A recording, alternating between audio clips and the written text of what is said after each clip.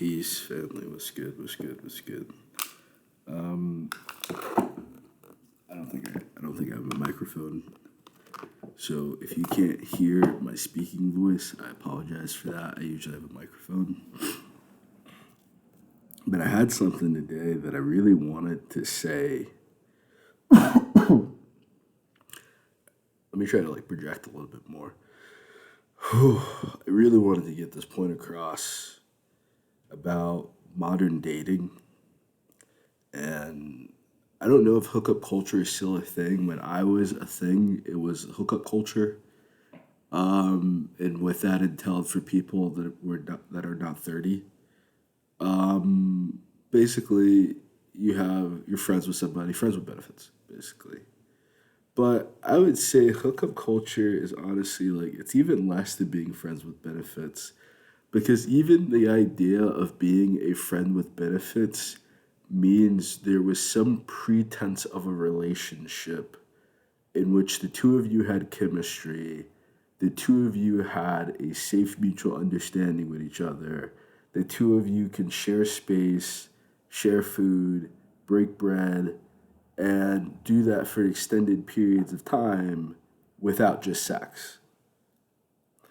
And if you can't do that without sex, you're not friends with benefits. You are just benefiting. I'm going to try to discuss this without disrespecting any young women that I know and have intimately known. But when I look at 2023, I look at the statistics for divorce, I look at the statistics for young women raising children by themselves, and the reasons why. It's easy to just blame women for everything. It's very easy to blame the victim. It's very easy to ignore the pursuit of sex is not something that a young woman needs to actively seek. It's something that she offers. I would definitely say that. There are certain young women that offer sex. And by young women, I don't mean children. I mean ages 20 to about 30, maybe a little bit before 30. But these are when a lot of these kids are being made. Maybe a lot of these kids are being made in high school, straight out of high school. Some of these kids are being made in college, right out of college. They're being made before either party has the ability to establish themselves. And if they have a kid and they react to having a child versus responding to having a child, hopefully I can elicit that a little bit more. I do not make notes before this, but I will at least write a note about that real quick and then revisit it. React versus respond, child care. I will revisit that because I feel like I want to articulate my main point now. It is very difficult to have a relationship of any sort, business relationship, employee relationship, coworker relationship, colleague relationship, teacher-student relationship, to do any of this without chemistry, to do any of this without respecting or liking the person that you're in this relationship with. If you don't like the person that you're in a relationship, I know I've had some relationships in which we had mutual resources that needed to be exchanged, and there was no real relationship outside of that exchange of mutual resources. I didn't need to call you, I didn't need to talk to you, I didn't need to tell you about my problems. But there comes times inside of those mutual relationships in which my real life issues or their real life issues affect life. They affect the ability for this relationship to continue. They affect the ability for the relationship to exist at all. And sometimes those relationships dissolve overnight and there's no real issue with that. But those that do business very well attempt to keep those relationships going for as long a period of time as possible. Because essentially, the more that you invest into this relationship, any relationship, the more that you reciprocate in that relationship, the more that you show up and that you're consistent and that you show this person that they're important to you, you know, they're going to value you. Even a narcissist, they will value you. I feel like the issue comes about in which there's a disparity in value. And I feel like the disparity in value that either some men have about women, that he's going to pay all the bills, she's going to stay home and do all the chores, and he's going to come home and do nothing because he's done for the day. He ain't going to do shit now. No romance, no kiss, fuck me, suck me, feed me, leave me the fuck alone. That's his mentality. And some women go with that. Some women don't. You know, some women, they have their own money and they act the exact same way. They spend the whole day working, they come home, they don't want to do shit. You wonder why the house is dirty, what all this kind of shit, and she reacts. Any person inside of the position of being the quote unquote breadwinner, it's not masculinity or femininity. Any person in that position in which they are occupying 8 to 10 hours of their day completely away from here, not responsible for what's going on, not consciously aware of what's happening, and their entire existence for that 8 to 10 hours is completely externalized outside of this place. The person who is spending the majority of the time inside of the domicile, male, female, non-binary, old or young, the cleaning responsibilities, the cooking responsibilities, the child-rearing responsibilities, you are the one who is present. So it's not a matter, oh, I'm a guy, I'm not gonna do that. It's not. So if my perspective is, if you're a man and you're not gonna do women's work, you need to do men's work. You need to do real men's work if that's your mentality. And $50,000 to $70,000 a year is not that, because in this economy, that's not a lot of money. $100,000 right now is not a lot of money. That's why a lot of these women are dating celebrities, dating scammers, dating guys that are trying to become celebrities or scammers. You know, it's hard to wait for the guy who has to go to college, has to work for 5 years, has to climb the corporate ladder, and has to be sensible with his money, because those are the guys that are actual millionaires. It's easy to have a completely unrealistic expectation of finances because you've been broke your whole life. You ain't got no motherfucking money. She ain't got no motherfucking money. And you feel like you're just gonna make it happen. And since it ain't happened now you get to treat people some type of way and have your nose up in the air when you talk to people because you ain't rich as you thought you were, are you? And that's everybody. For real, that's a lot of fucking people.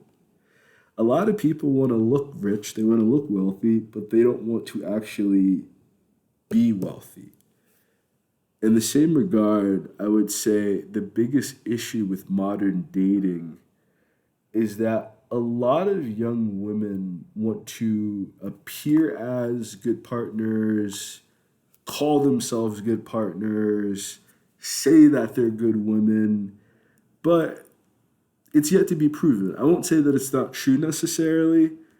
In their mind, it's true, and it's what they're striving to be, and that's a very good, very positive thing. But if you're not married yet, and your marriage hasn't lasted 30 to 50 years without divorce, adultery, or sin, and you've yet to have a real relationship, and you don't want to be monogamous, and you want to be overtly promiscuous, and you want to have multiple partners at the exact same. It's one thing if you're in a relationship and don't work out. You're in a relationship and don't work out. If you're in a relationship and don't work out. Because for a lot of young men, their bargaining chip for a relationship nowadays is sex. And I feel like that's really where we need to I know we've already started the conversation, but I feel like that's where we really need to draw the root of this entire issue. Is men are completely sacrificing their power in the relationship, and they're blaming societal standards, cultural standards, status quo for something that women don't actually give a fuck about. They don't actually give a fuck about how much money you make. They don't actually give a fuck about you being a dick to them. They don't actually want you to be a dick to them. A lot of men's entire perception of what women desire, even from a sexual standpoint, to get your ejaculate, to get your nut, you have to move pretty fast, pretty rigorously. You know? That's painful for her. And some women are into that, yeah. But if you're not aware of what that specific woman wants, if you're not aware of what that individual human being enjoys at a human individual level of who they are, you're not going to progress very far with that individual because of your perspective of what they represent. I hope that's like, I want to move forward in that, so I really hope that that's self-explanatory. If it's not, please ask questions and I will explain it in a different video or something. But I would like to move forward, and I would like to before I touch back into the point that I've written down, I want to add one more thing before this, before reacting and responding to childcare. I want to say the process of making that baby, the process of making that child, I hope that a lot of people now see why premarital sex was a sin. It's like a lot of people use the idea of sin as if it's condemnation instead of using it as good advice. Because a lot of times when you give people really great advice, they hate you for it. And when you incite someone to do something that's going to destroy their lives, they're so happy and they're laughing along with you. Meanwhile, they don't realize that you don't give a fuck about them at all. They don't realize that you don't give the slightest fuck and it's just entertainment for you. You're just being a voyeur upon their life. So there's people that truly care about us and there's people that truly love us. They're not the people that tell us to make these horrible, dangerous decisions for our life. They're not the people that advocate that you do something that's fun right now that's going to fuck you up 10 years from now, 20 years from now down the line. You know, they're not going to know that you have kids or know that you're in a monogamous relationship and invite you to go to the club or invite you to hang out with them around a bunch of these guy friends that you have just because they're single. And they have no... The issue, that's like the problem with a lot of young women is that you're not evolving to meet new women that are in the standard because you're intimidated by them. You know, when these women say that like they intimidate men, they're not saying that they physically intimidate you. They're not saying that you feel like you're going to beat them up. They're saying that their accomplishments and their success and what they have achieved in their lifetime compared to you, you don't feel respect. You don't feel like they're ever going to respect you because in their field where they're at and where they're sitting, there are men still further above them, women still further above them, and you're not even in that category. You know, so it's like you're asking her for respect, and you need to be very specific on what that means to you because that term is different to everybody else. Some people say respect and they don't mean respect. They mean total obedience and subservience. And they should say that on the onset and see the response. Because I feel like a lot of people are walking into a relationship with false expectations. And they're getting into a relationship. One person wants sex and wants intimacy and wants a very physical eros relationship with the young woman. That was me. I would listen to your feeling. I would care about you generally. We would usually have to be friends or have some kind of like emotional connection to even draw us to that point of having sex. Either mentally we had to get along or emotionally we had to get along. But you got to do both. You got to have a mental and emotional connection because if you only mentally connect with a woman, you know, there's no real passion in the relationship to really guarantee that you're going to have sex consistently, to even interest her inside of pursuing things with you in a physical relationship because there's a bridge there. if it's only really a mental connection with this woman, that's more of like a philo type of love. And, you know, that's the friend zone.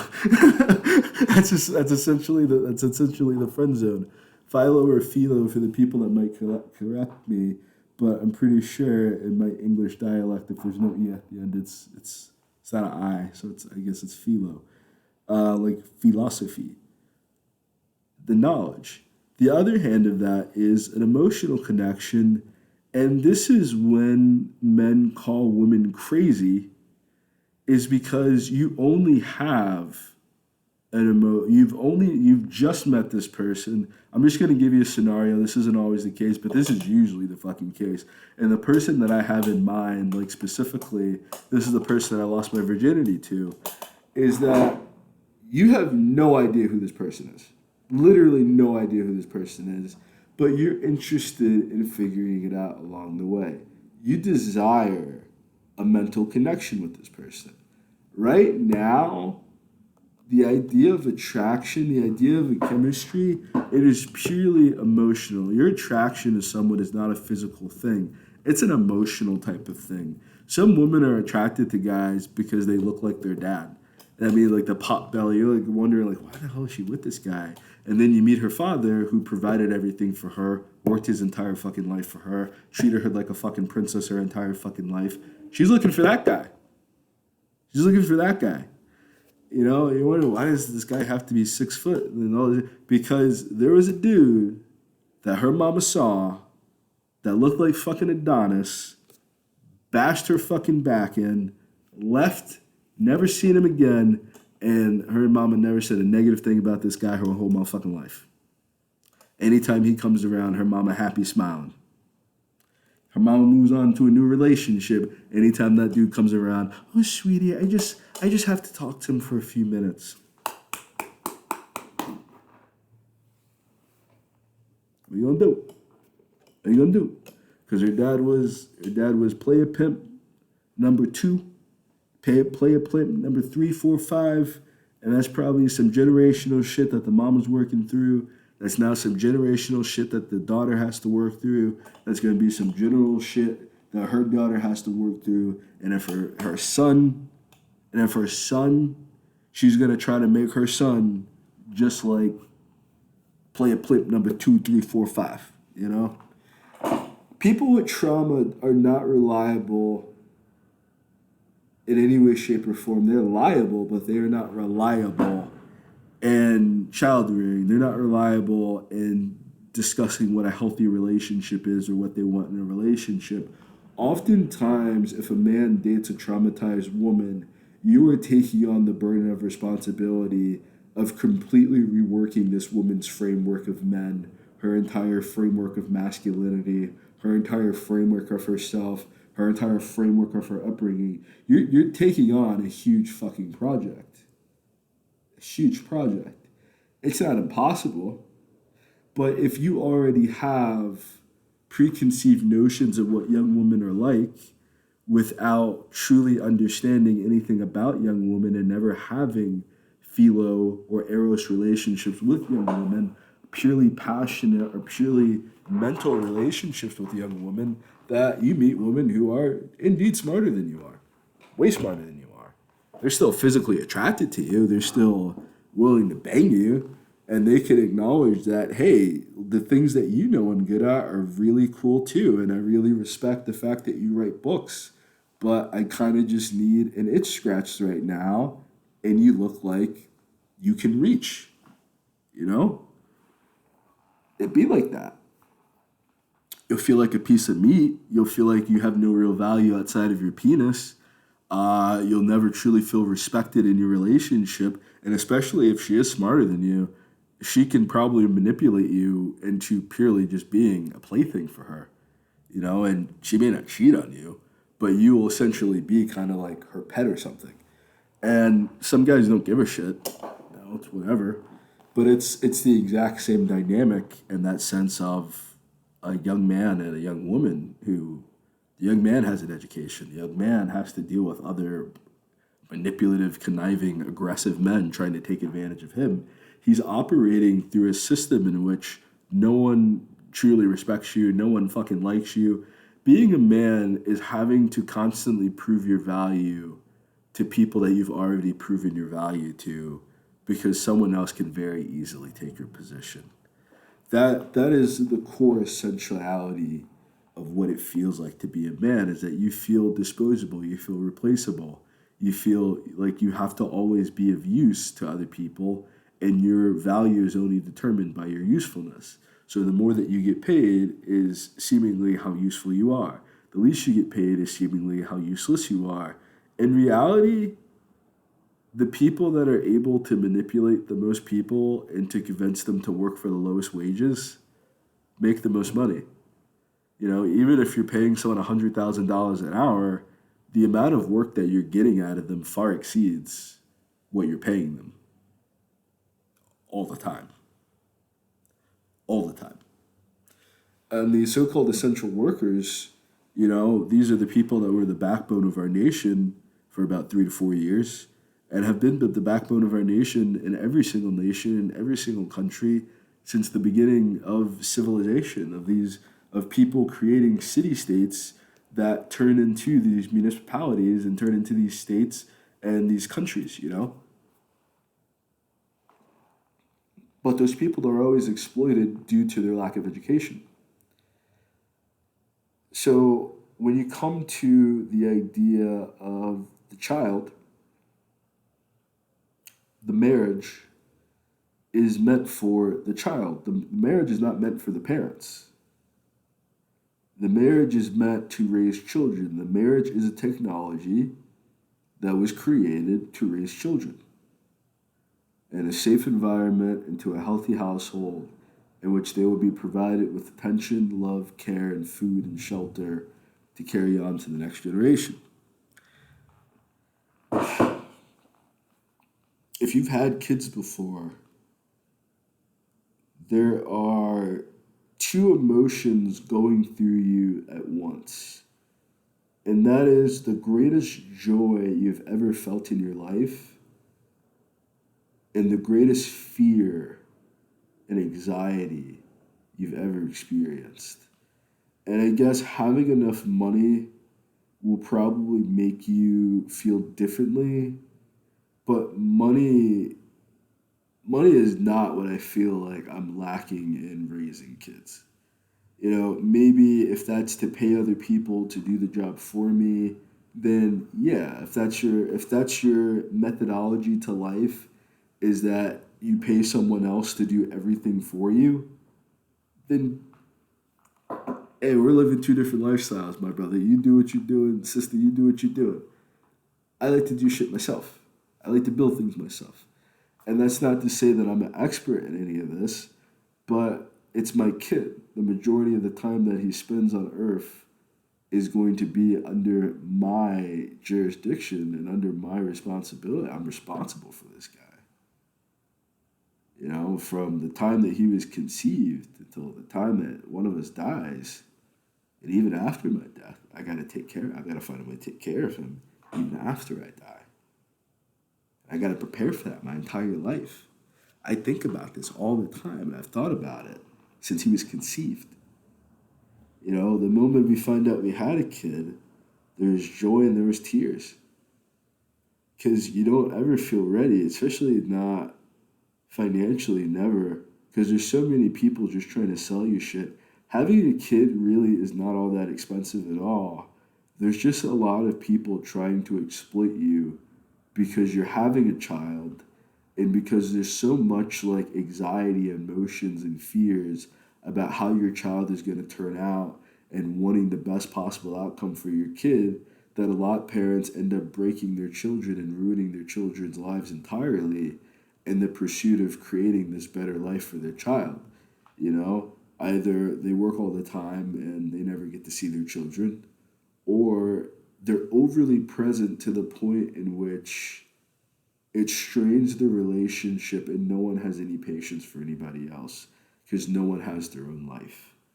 Kids need their own activities, kids need their own life, kids need their own things to do to establish who they are inside this world and to figure out who they're going to be and to really build their confidence in their character. You know, they do need that time away from their parents. Parents need, for their own mental sanity and to not begin resenting their partner or resent their kids, they need their own life. They need their own things to do.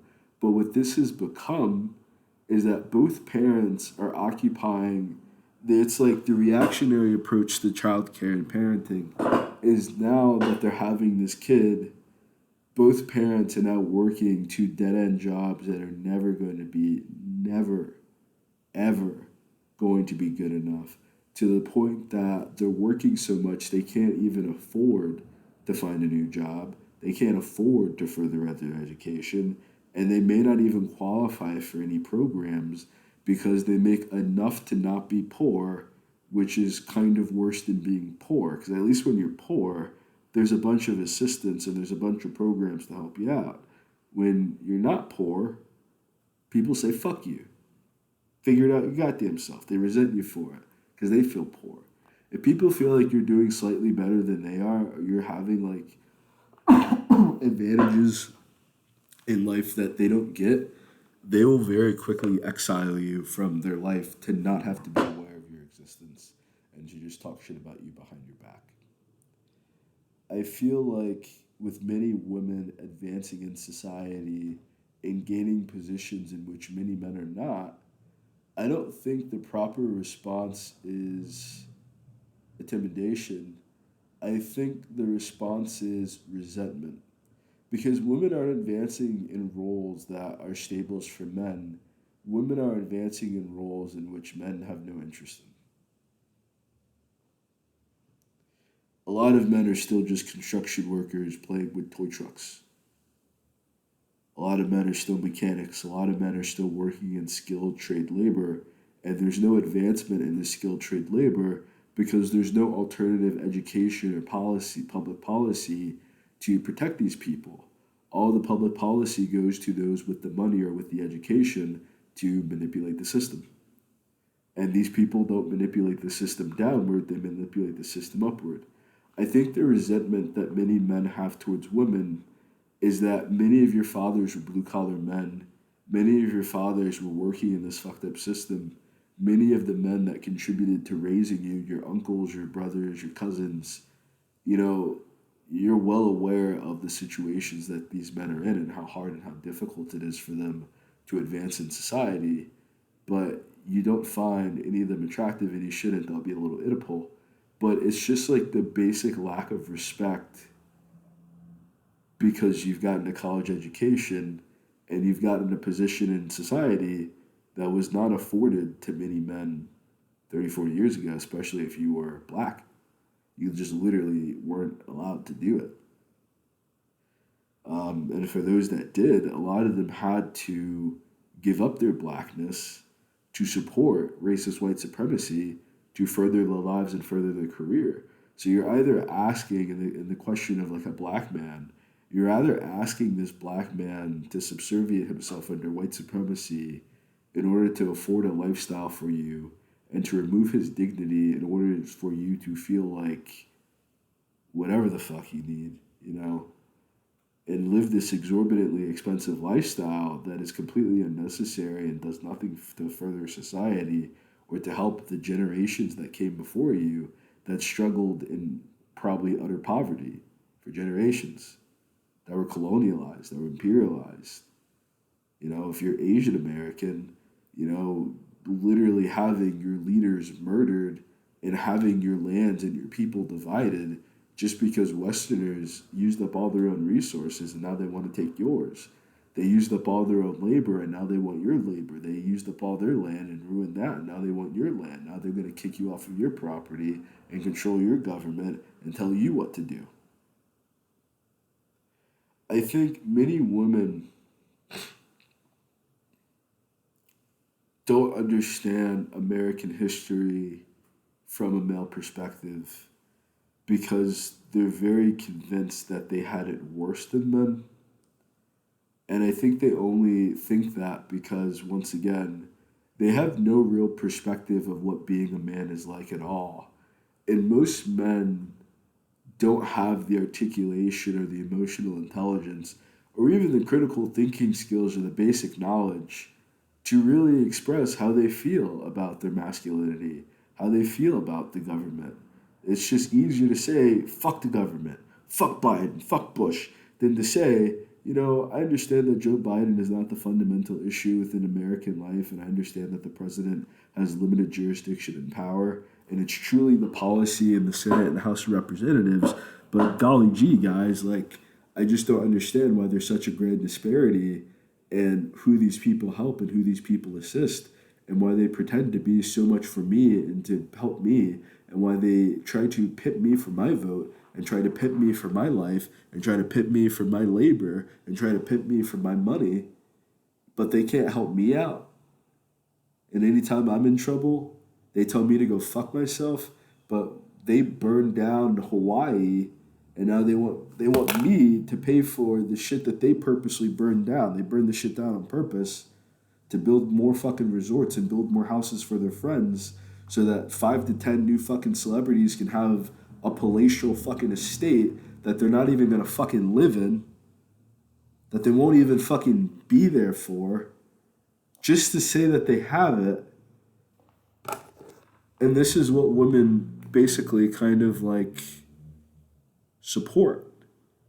So it becomes very difficult for a man to respond to childcare because there's this fear response of having this hyper materialistic capitalist woman who is going to want, who's probably already argumentative, who's probably already overly opinionated without any substantial evidence, any substantial research, and maybe there's like, if she studies computer programming, she's very like aware of that, but there's nothing else outside of that you know. And that's male or female or otherwise. If you're very specialized in intellect, that's the only thing that you know, and you probably don't know anything else because you haven't put the same amount of effort to learning anything else than learning that one field of interest. And to reconcile that, most people just kind of devalue the intellect of anybody who thinks differently than them. They devalue the value of information that comes from resources that they disagree with, but you don't really have a disagreement. You have an inability to listen to other people that don't make you feel good about yourself, essentially. They don't feed into your ego. They don't tell you the things that you want to hear. And you have trouble reconciling that because you've probably been lied to your entire life. You probably are a victim of abuse who's used to just being manipulated. You probably just did get your ass beat every time you didn't get your way and you got upset about it, or your parents didn't get their way or didn't feel respected. More than likely, you did. You probably got the shit smacked out of you and you felt like it happened for no fucking good reason whatsoever. So, you haven't seen people respond to people that disagree with them, so you think it's impossible. That's why most men want nothing to fucking do with it. That's why most men just want the sex.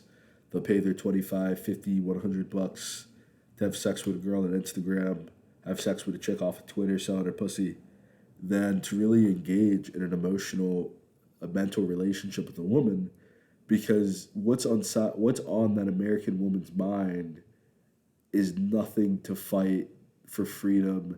It's nothing to fight to end capitalism. It's nothing to fight to end human slavery. It's her being happy that she's finally a part of human slavery while trying to protect them from this for so long and trying to create a life where at least women were free from the torment of labor.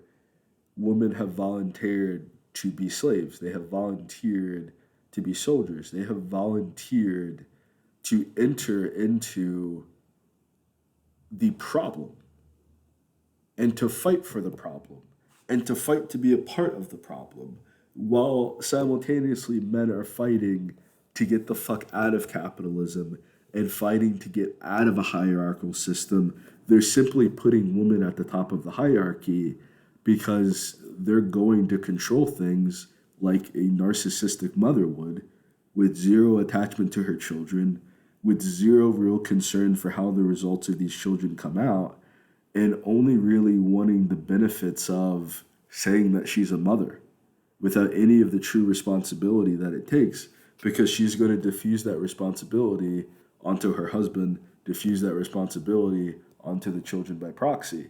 A lot of these women won't even throw away their own trash. They can't even get up to throw it out.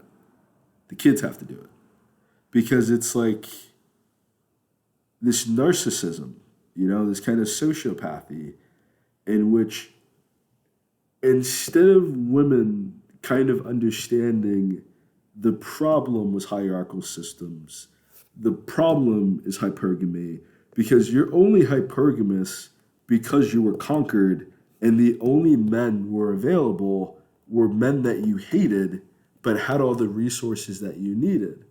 This is what raised a lot of women, and no one really wants to have this discussion, but I don't have any issue doing that shit. You know, if you're white, if you're black, if you no matter what color of woman that you are, you might have watched your father get killed before your eyes by a guy that robbed your mother and then took advantage of her.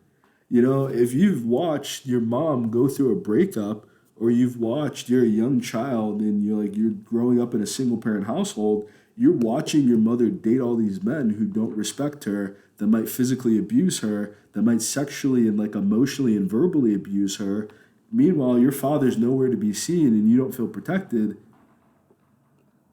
That you're not gonna want shit to do with masculinity. You're not gonna want shit to do with femininity. You're gonna grow up very mentally fucked up, very psychologically fucked up, because what's being habituated and normalized to you is not the average life for the majority of human beings living on the planet.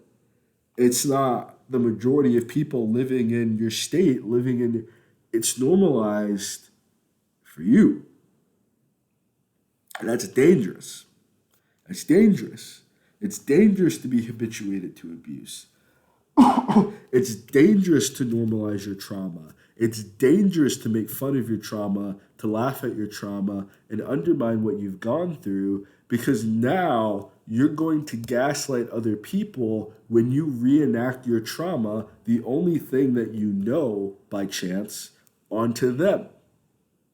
And this person might clearly see a young woman and call her crazy and kind of walk away and just leave her alone. And now it creates this kind of situation in which the lack of emotional intelligence of the man is meeting the lack of the IQ of the woman. And by this, I mean the man having the ability to empathize.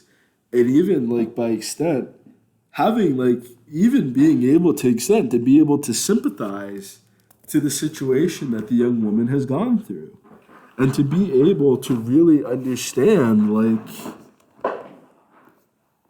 what it's like from both people's perspectives, to sit down and put yourself in the shoes and say, I've had similar situations to that in my life too, and I know what you mean. I don't like it when I go to the gym and women stare at me. I don't like it when I'm out in public and I'm doing my thing and women are trying to hit on me. I don't like if I just meet a woman and I don't know you, I have never met you before, and you're already fantasizing about what a life with me would be like, because now, instead of having a realistic expectation of reality, you have created a fiction inside of your head before reality has even taken place, and your expectation is up here, but reality is this. You're going to have up times, you're going to have down times, you're going to have good times, you're going to have bad times. You're going to have times in which things are boring and orderly. You're going to have times when things are fun or chaotic. It's not going to be 50% every single day. Some days are 100, some days are 20, some days are 10, some days are 1,000, But if you're not willing to really be in the relationship, if you're not willing to go beyond the mental and go beyond the physical and go beyond the emotional to have a spiritual relationship with your partner, and that's caring for their wellness and their very being. It's caring for who they are as an individual person, not caring for well, because you're a black man, you're enslaved, and you're living it. I'm looking at you like, bitch, get the fuck away. I want nothing to fucking do with you. I remember some woman tried to like relate to that to me on like that was sexy or something, and I never felt more fucking insulted in my goddamn life. It killed any sense of like tension and any sense of like chemistry for friendship or like relations of any sort that we would have ever fucking had, because the baseline of her mindset was that of a racist white supremacist that is limiting me to my skin color and my penis, and it is not looking at me as an individual person with their own perspective and their own soul and their own life experience. You know, a lot of things that mold and shape a young woman to become who she is are the same motivations that inspire young men to be the way that they are. We haven't lived in a sexual gender ruled society in a number of decades. Most of your parents lived in non traditional households. A lot of our mothers, a lot of our fathers worked. You know, a lot of our grandparents worked. I don't really understand, especially now for the younger kids. If you're in your 20s or you're in your teens watching this, you're probably coming from 3 to 5 generations of a non-traditional. I don't understand what people mean by traditional life, because traditional life in America is human slavery and human exploitation and human oppression and human discrimination. So when a woman wants to be a traditional Southern belle, she essentially wants you to be a slave master over other men. This is what women want from you if you want your woman to respect you. She wants you to essentially be a slave master over men, to control the lives and fate of other individuals, so that by proxy, she can feel powerful through you. Instead of developing her own internal power, instead of developing her own sense of self and finding a fucking hobby or something, you know, she wants a man who has established his will upon the earth so that she can enact her will upon other people. That's sociopathic as fuck, isn't it? Doesn't that sound fucking crazy? Well, that's why a lot of these women are attracted to fucking psychopaths. That's why a lot of these women are attracted to literally bad boys. It's not, they're not bad as like, oh man, he's bad, he gets in trouble. Like, he's a terrible fucking option because he's just a shitty human being. You know, I remember a girl telling me, it's like, well, he's mean to everybody else, but he's nice to me. He's nice to you by comparison to how mean he is to everybody else. He's nice to you by comparison of how shitty of a human being he is around every other person. And once you stop giving him what you offer him, which is probably pussy, he's going to show you how he really feels about you. And that's what happens to a lot of young women and a lot of young men. For a lot of young men, on the other hand, once you stop giving her attention and you stop giving her gifts and you stop pursuing her, she's going to find somebody else that will. Most people are just animals. Not everybody is coming from a background in which their parents have been married for 30 or 50 years. Some people's parents have never gotten married. Some people have never seen their parents have a civil conversation before. Some people's parents absolutely fucking hate one another because they didn't get to know one another before they started fucking. And now there's a deep level of resentment and hatred because now there's a mouth to feed that neither person wanted and a relationship that neither person wanted to be in. And now you have to reconcile that within your own life. While it should have been two people that have gotten to know each other over a period of time, you know, usually people have gotten to know each other before the advent of the internet and mass transportation. You know, you got to know someone your entire life. You've probably spent years playing with this person, getting to know this person. Some people have the idea of the high school sweetheart, but some people married people that they've gotten to know since elementary school, middle school, and the development of that friendship was the proof that they would be married and that they would have a successful marriage. Now, women want their cake and to eat it too. They want to have male friends that want to have sex with them and that find them physically attractive and that want to pursue more and a deeper relationship on them, but they don't want to commit to one man and they don't want to commit to a relationship because it's going to limit the resources that she can gain from multiple men, which is sociopathy. You know, I feel like if you have a sociopathic, narcissistic parent and you don't have a background in psychology to identify those traits as like toxic and unhealthy, you know, what the majority of people, what you are literally programmed to do is to emulate your parents and to follow everything that they do, to use the words that they speak, to follow the act from their laugh, from their sighs, from their like even small gestures that your parents do, you're emulating and you're reenacting because you're learning how to survive. And this is how that person learned how to survive. And some of these fucking people are fucking manipulative. They're fucking crazy. They are fucking evil, male or female. But because you're their child, because you're dependent upon them, there is no real internal mechanism within you to say, this is wrong. You can only say, this is the only thing I've ever known. If you haven't found someone that you have an agape relationship with, I'd like to expand upon the emotional relationship once more and how even that goes awry to lead to a sexless relationship. Is that another form of the emotional relationship is within the mental. You know, no, I'm sorry, not within the mental. It leads up into like, oh, this guy's like my brother. Oh, this guy's like, you may not have necessarily, you don't get to choose your family.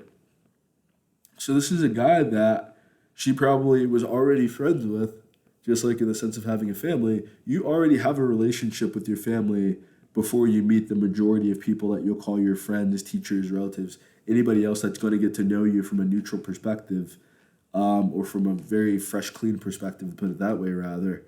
And in that same sense, some women have male friends that they've had friends with. They have men that have been trying to pursue sexual relationships with them longer than the guy that they want to have sex with, the guy that they want to have a kid with and they want to make more copies of. Because essentially it's what it is. When a woman wants to mate with you, not when a man wants to mate, of course he wants to make more copies of himself. Of course, to even like enact upon his sexual desires, there's a certain level of arrogance and a certain level of psychopathy and narcissism that comes with that, to have the desire to want to spread your seed, especially if you're already in a relationship. There's a special level of insanity to be in a dysfunctional, unhealthy relationship already, and then be adulterous and cheat, and to want to spread your seed knowing that you're a dysfunctional, toxic person, you know, and you're going to spread that toxicity and that dysfunction. The temptation is great, but the reality of it is a completely different story. There's ways to do that, but we're not going to discuss all that. You end up becoming just like her family because you're in an emotional situation in which she cares for you. She loves you. You know, she genuinely loves you and genuinely cares for you. But she has zero desire to have physical sex with you. There's certain people that once they get married, they've had such a great friendship and relationship with their partner that their partner becomes like family.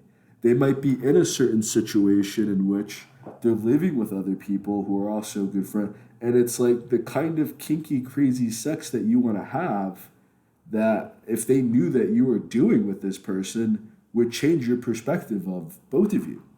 You know, if they, because again, people ascribe an image, a completely unjust, unfair image of you in which you think you're better than them and you think that you're perfect and you think that you're all that. In reality, you don't. And they have to reconcile their own reality. That's why you shouldn't share any business with your relationship with other people. That's why you need to solve the problems in your relationship.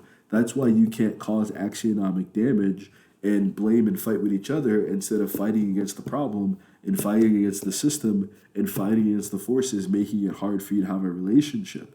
You know, the temptation is real, yeah, but the temptation is only real because people are trying to seize upon you, because it's a lot easier to have sex with a woman who's unhappy in her relationship that and finds it hard to leave her relationship Or I'll give you this. It's a lot harder, it's a lot easier to have sex with a woman who's literally the whole fucking problem in her relationship than it is for a woman who, is genuinely working to make her relationship better.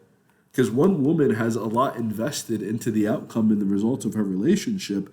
The other woman is completely detached from the outcome of the relationship because if she cared about the outcome of the relationship, she would not act the way that she was acting to begin with. Everyone gets upset, everyone gets angry. Not everyone instigates, not everyone is antagonistic, not everyone is overly dramatic, not everyone is like super fucking manipulative and sociopathic and is going to twist their words around and use shit against you, male or female, just to get what they want. Some people will do anything to get what they want from you. And they create, instead of just asking you for it, instead of just saying what they want, they will create an entire elaborate drama in their head because that's what they're used to doing. That is their survival mechanism. You need a lot of time with somebody before you spend the rest of your life with them. And having kids is a decision that is going to make you spend the rest of your fucking life with somebody. That is why we're not supposed to have premarital sex. We do it anyway. So if you're going to be having premarital sex, you need to be having premarital sex with one of your friends. I hate like seriously, someone that you already know. This was always I already know that if I have a baby with this woman, me and her can raise a baby together. We may not get along. We may not want to live together. We may not, because my parents were divorced, we may not work out, But I know that we can raise a child together. And we can do that for the rest of our lives because I'm going to want to see you for one reason or another, So maybe I'm the problem. Maybe I'm the guy trying to spread his seed and all these other chicks and stuff like that. But I feel like it becomes very difficult for the woman to then respond to child rearing. Because what often happens to young women, because like for a young woman to be innocent, let's be real as fuck. Let's be real about the type of women that end up in these situations. Because it's not the woman that had overprotective parents. It's not the girl that had a great relationship with her mom and dad. It's usually women that come from traumatic backgrounds in which there's no one to protect them, there's no one to give them advice, there's no one that they feel like they can trust or listen to, and then they meet a guy who smooth talks them into fucking because that's all he wants to do with his day, that's all he fucking finds value in women for, who probably does not respect women, who probably doesn't have any real interest in women, because most guys who are going to make great husbands don't value women for sex. Most guys who sex is a byproduct of the relationship, sex is something that's going to happen in a relationship, but most guys who are perceived as good mates view sex as a reward. They view sex as a goal. The pursuit of being, the reason why the one guy is in the friend zone is because he believes sex is it's a destination of doing all these elaborate Vitruvian methods and techniques in order to show this woman how much you love her and care for her and how well you can provide for her, when that is the pursuit of marriage and the pursuit of loyalty and the pursuit of companionship.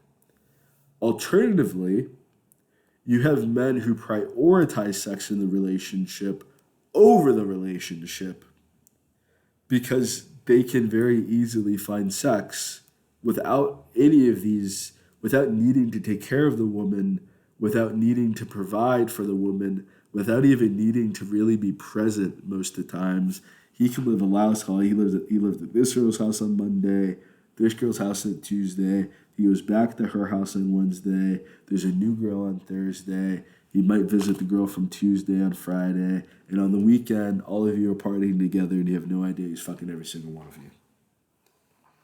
That's your friend. Relationships aren't difficult. Dealing with people who have severe trauma, who telling you, sometimes people tell you their trauma. I dated a girl who legitimately, she told me like the Illuminati has to do, like the Illuminati has to tell you the evil shit that they do before that they do it, so that you're aware of what they're doing, so that they're not responsible, so you are fully liable for what happens to you. That's much in the same way that a demon has to operate, is that they have to tell you their issues before you engage with them, because they have to let you know who they are, what they're going to do, and what they're there for. So when they do it and you come back to them and go, my whole life is ruined ever since I met you. All these terrible negative things have happened since you've come into my life. And they go like, dude, I told you. I told you and you didn't listen to me. I told you everything about me and you didn't listen. Because that's the issue for a lot of young women. A lot of young women don't listen. You want me to continue my sentence? I'm not. I won't. I refuse to. A lot of women don't listen. Women do not listen. Women infer. Women try to.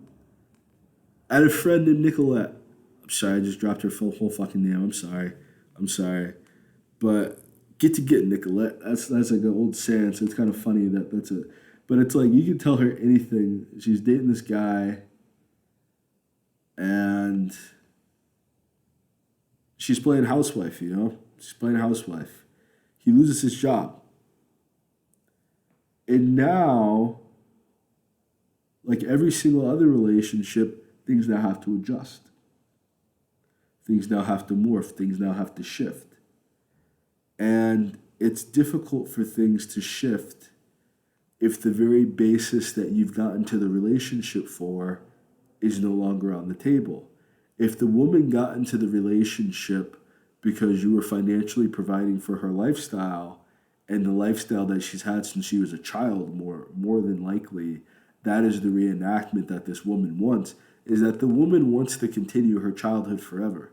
So all the things that daddy did and all the things that daddy provided, but even worse in a lot of cases, I feel like is happening now, because most down-to-earth women had a father in their life. All the things that they wanted daddy to do, all the things that they wanted from a father, all the things that their mother told them a man is supposed to do, all the bullshit justifications that the mother gave as to why the relationship didn't give out, all the bullshit reasons the father gives as to why the relationship didn't work out, and neither side is telling the goddamn truth. Neither side is being honest about what is happening or what happened in the relationship, because both sides tell a story that makes them look good. The man tells a story that makes him look good, but in reality, he is a shitty, abusive dude, and when he was told to stop abusing your mother, he left. That's the reality for a lot of these cases.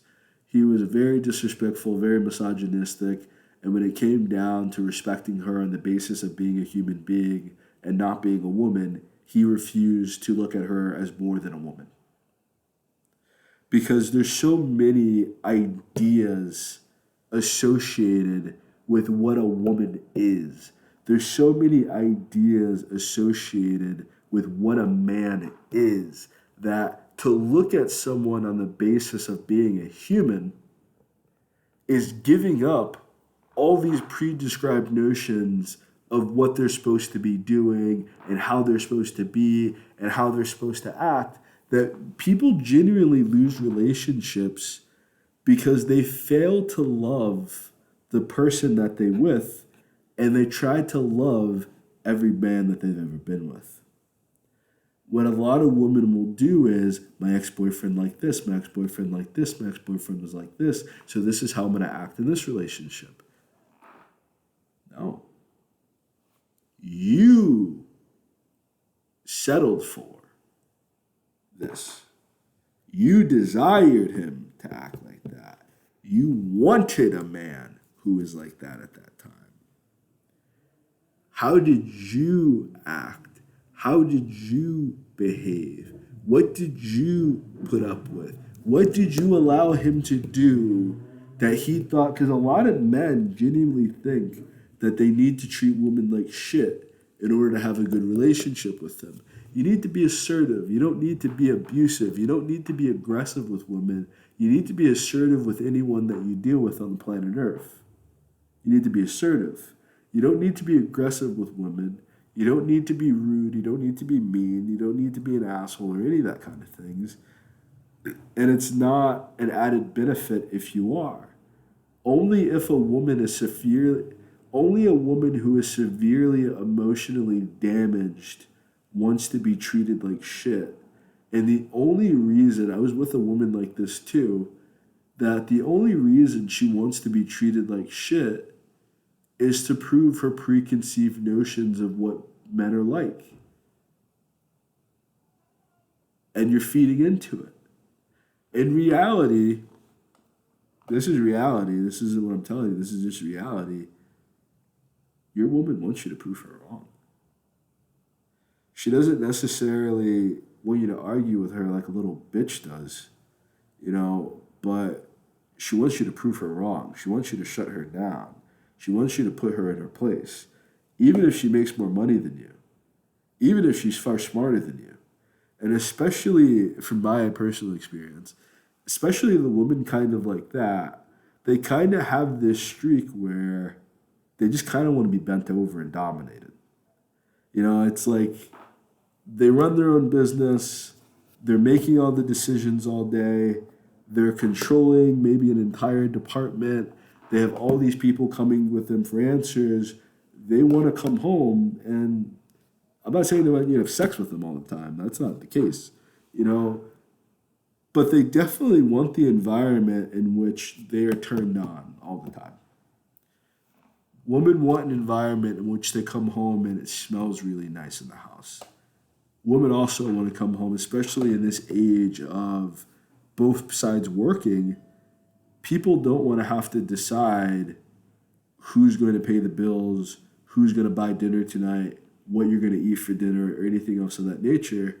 People are genuinely focused and genuinely interested in having things already done for them, but no one more than women desire that. Women desire that far more than men will ever desire, because men essentially, when it comes down to the basic conversation of what are we going to have for dinner tonight, where do you want to go to eat? She's had an entire fucking day of making decisions. She's burnt out. She has no interest deciding where to go. She has no idea what your budget is and what your budget's supposed to be. When she's not answering, she has so many ideas in her fucking head of what she essentially wants to say and what she essentially wants to get across, that she can't just function. She can't just function. She can't just be. That's your job. And it's not your job because she's incapable of it. She doesn't want to. She decides what she wants to eat all the fucking time without you being there. Maybe. But it's nice in those situations, just like you feel sometimes with that emotional burnout from work, when people just know what they want.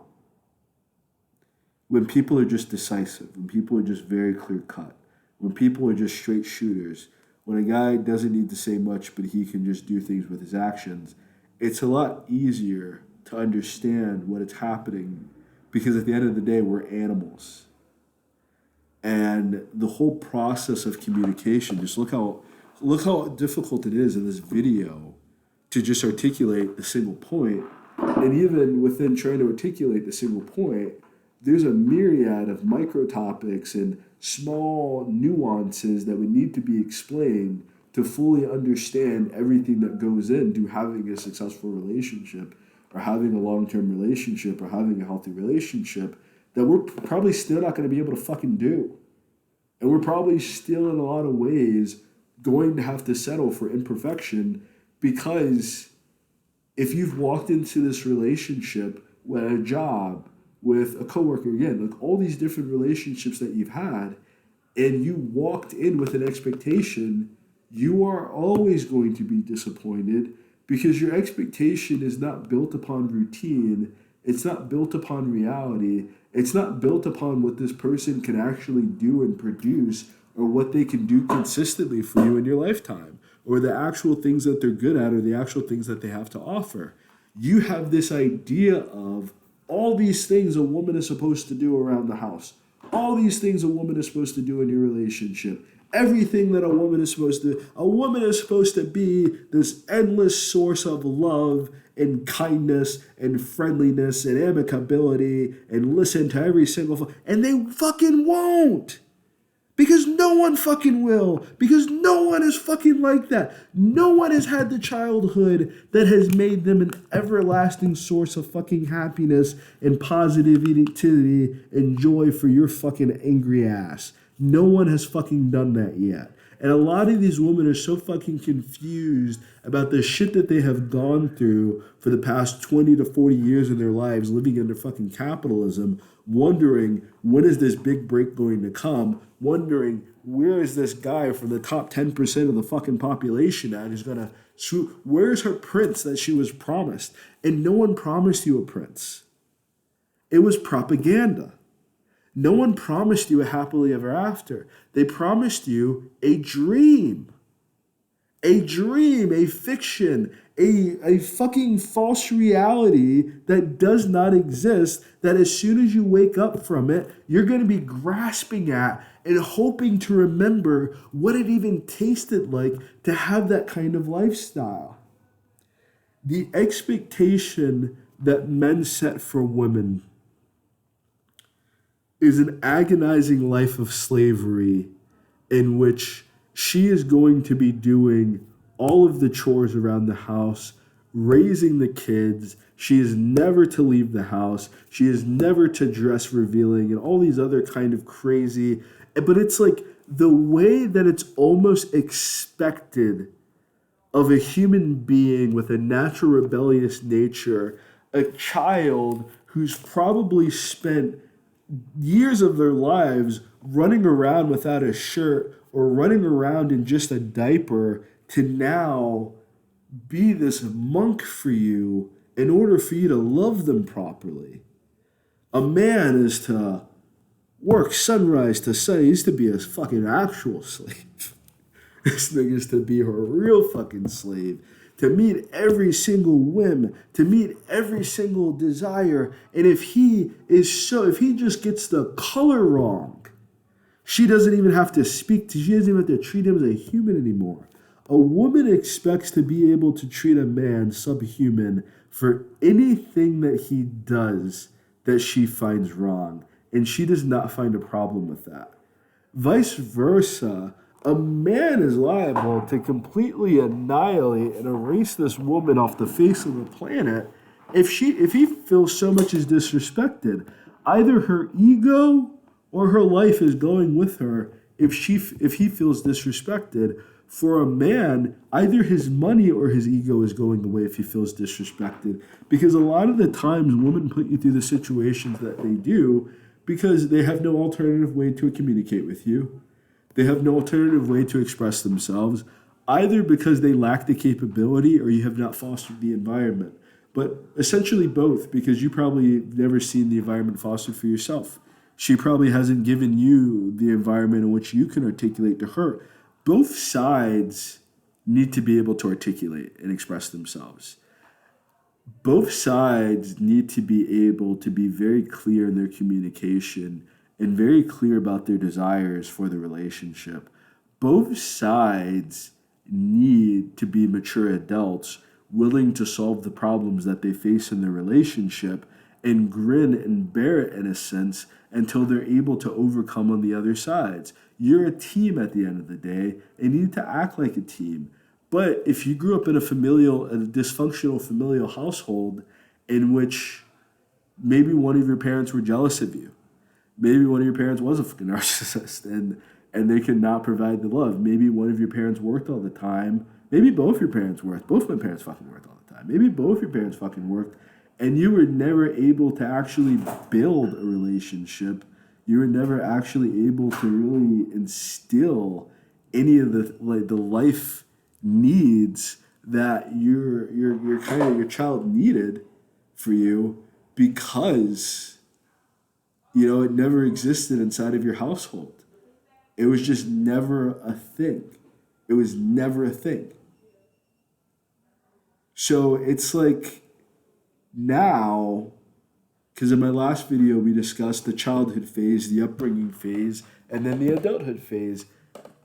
During the childhood phase, they didn't see their parents. Some of these kids are raised, some of these kids that come from even very well established financial households, it's almost like a mark to send your kid to daycare or pre-K, pre-kindergarten, or elementary school. Like you're trying to give your kid the best possible life possible. But for some reason, because of the low self esteem, because of the social conditioning, we don't view the best possible life for our kids, both parents staying home and watching their kids and raising their kids, both parents being present inside the kids' lives for a majority of the day, both parents taking on the household responsibilities and prioritizing the household responsibilities, because not a lot of us grew up on a homestead. Not a lot of us grew up on a farm in which you need to prioritize the household duties and the duties and responsibilities of the family in order to function. You know, we grew up inside of suburbs, we grew up inside of cities in which your family literally cannot provide for itself without being a wage slave. Your parents cannot do anything for you unless they are subservient to another force or another psychopath or another narcissist or some kind of sociopath that did not want to be an average everyday American or a farmer. So generationally, you've lived in poverty. Even your parents might have gotten a great job, but your parents were not able to really invest in the assets necessary to get out of poverty. So your parents are just a paycheck away from poverty, and it's hard to wrap your mind around that until you have kids of your own, until it's, honestly, for a lot of people, it's too late. By the time you realize what your parents have gone through, by the time you realize what you're living in, it's too late. It's way too late. And you've already been filled with so much resentment towards your parents when in reality, they are, if your parents physically assaulted you, or physically abused you, or sexually assaulted you, or abused you, your parents are completely responsible for the abuse that they've given you in your lives. I'm talking about average American dysfunction here, not extreme. I'm not even talking about extreme cases. I'm talking about the average status quo for why it is difficult to have a relationship in America, why it is difficult, why so many relationships end up in a breakup right now, and breakups with children. It's because the priority to make other people rich has outgrown the priority to have a joyful, fulfilled life. Because most times you're not dating a woman that comes from an island or you're dating an American woman who has been indoctrinated and brainwashed her entire fucking life to think that everything fucking costs money and that you need to be a billionaire to be happy. She was not rich. Dude, broski. If a young woman isn't even happy with her own hair, she's not happy with her own eye color, she's not happy with her cheekbones, she's not happy with her nose, she's not happy with her lips, she's not happy with her weight, she's not happy with the way her fucking toes look. She's not even happy with the base default of nail color, and she needs to paint her.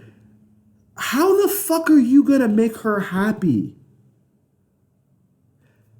You have to address the psychological illness before you can live the life that you want with somebody. If you want kids that are going to be hyper successful, you need to address the psychological issues that your children are going through, and then your children can be functional members of society. But if you know for a fact that you fucked your kids up during the child rearing phase, and then you completely left them to their own devices during the upbringing phase, you raised some fucked up kids.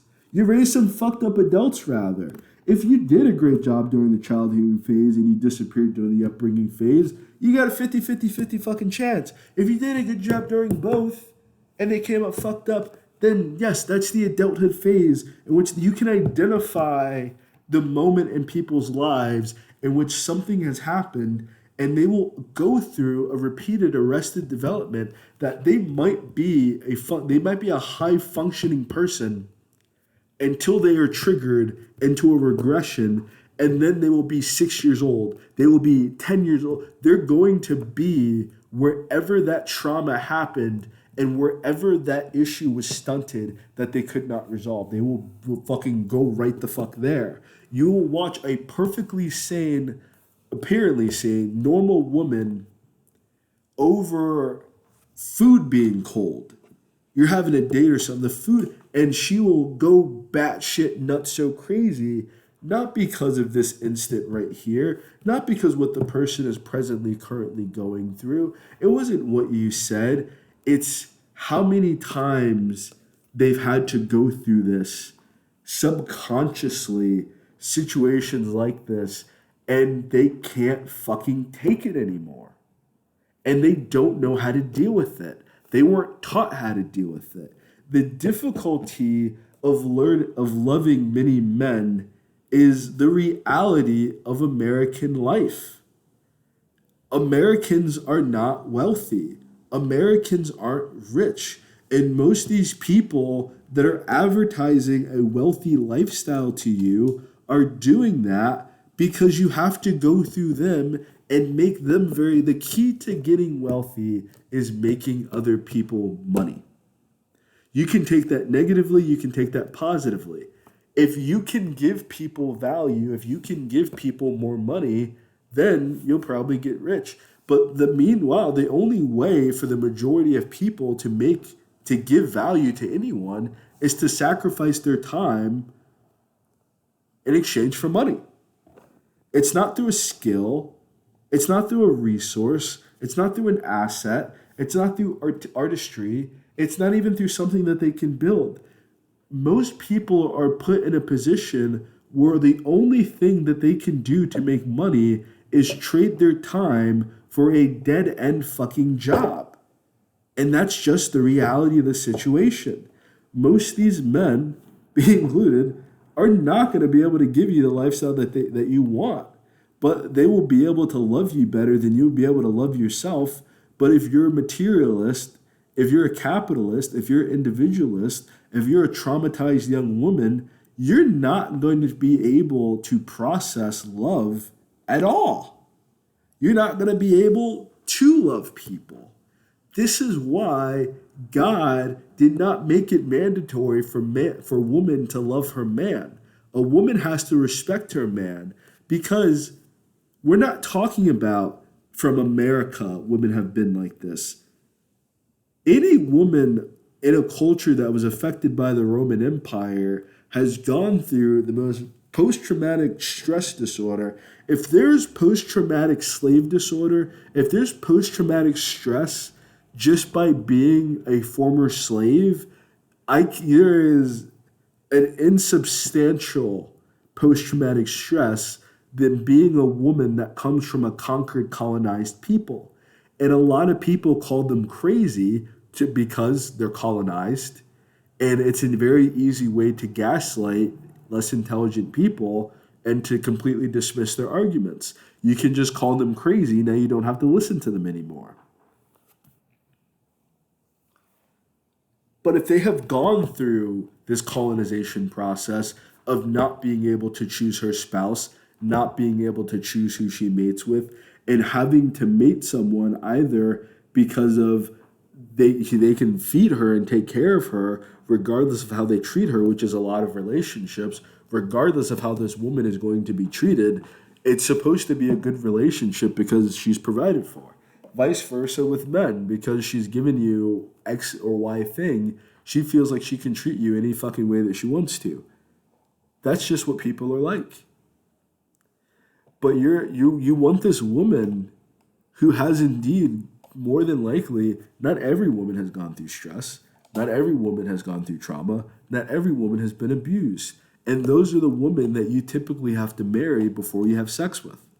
Those are typically the women that are high maintenance and have very high standards for self. Because the solution isn't always just having a father in the household. Because some of these women have fathers and they don't respect their fathers. The reason why a lot of young women cannot love young men is because these young men don't have any of the resources or any of the qualities that she has by herself, never having a penis, never being a man before, and in some cases, quite honestly, never even having a father figure or role model. Because let's truly and honestly face it, even if these young women did have a father, they more than likely had a father because he worked all the fucking time. And he was never present. And the only thing that he did or was able to do was pay for things. And she doesn't have a sexual relationship with her dad. She doesn't have an emotional relationship with her dad. She doesn't have a mental relationship with her dad. Her dad just provides for her. And that's really all she wants most of you niggas to do. She doesn't want to give you any pussy. She does not want to give you head. She wants you to afford her lifestyle, and that is it. That's all she wants from you. The reason why it's hard for young men to thereby, in response, truly love a woman, I would say, one, not out of intimidation. I would say it's outright fear. I would say it's an outright fear that because of whatever situation that they've witnessed with their mother and their father, they're fearful of how this woman will treat him long term.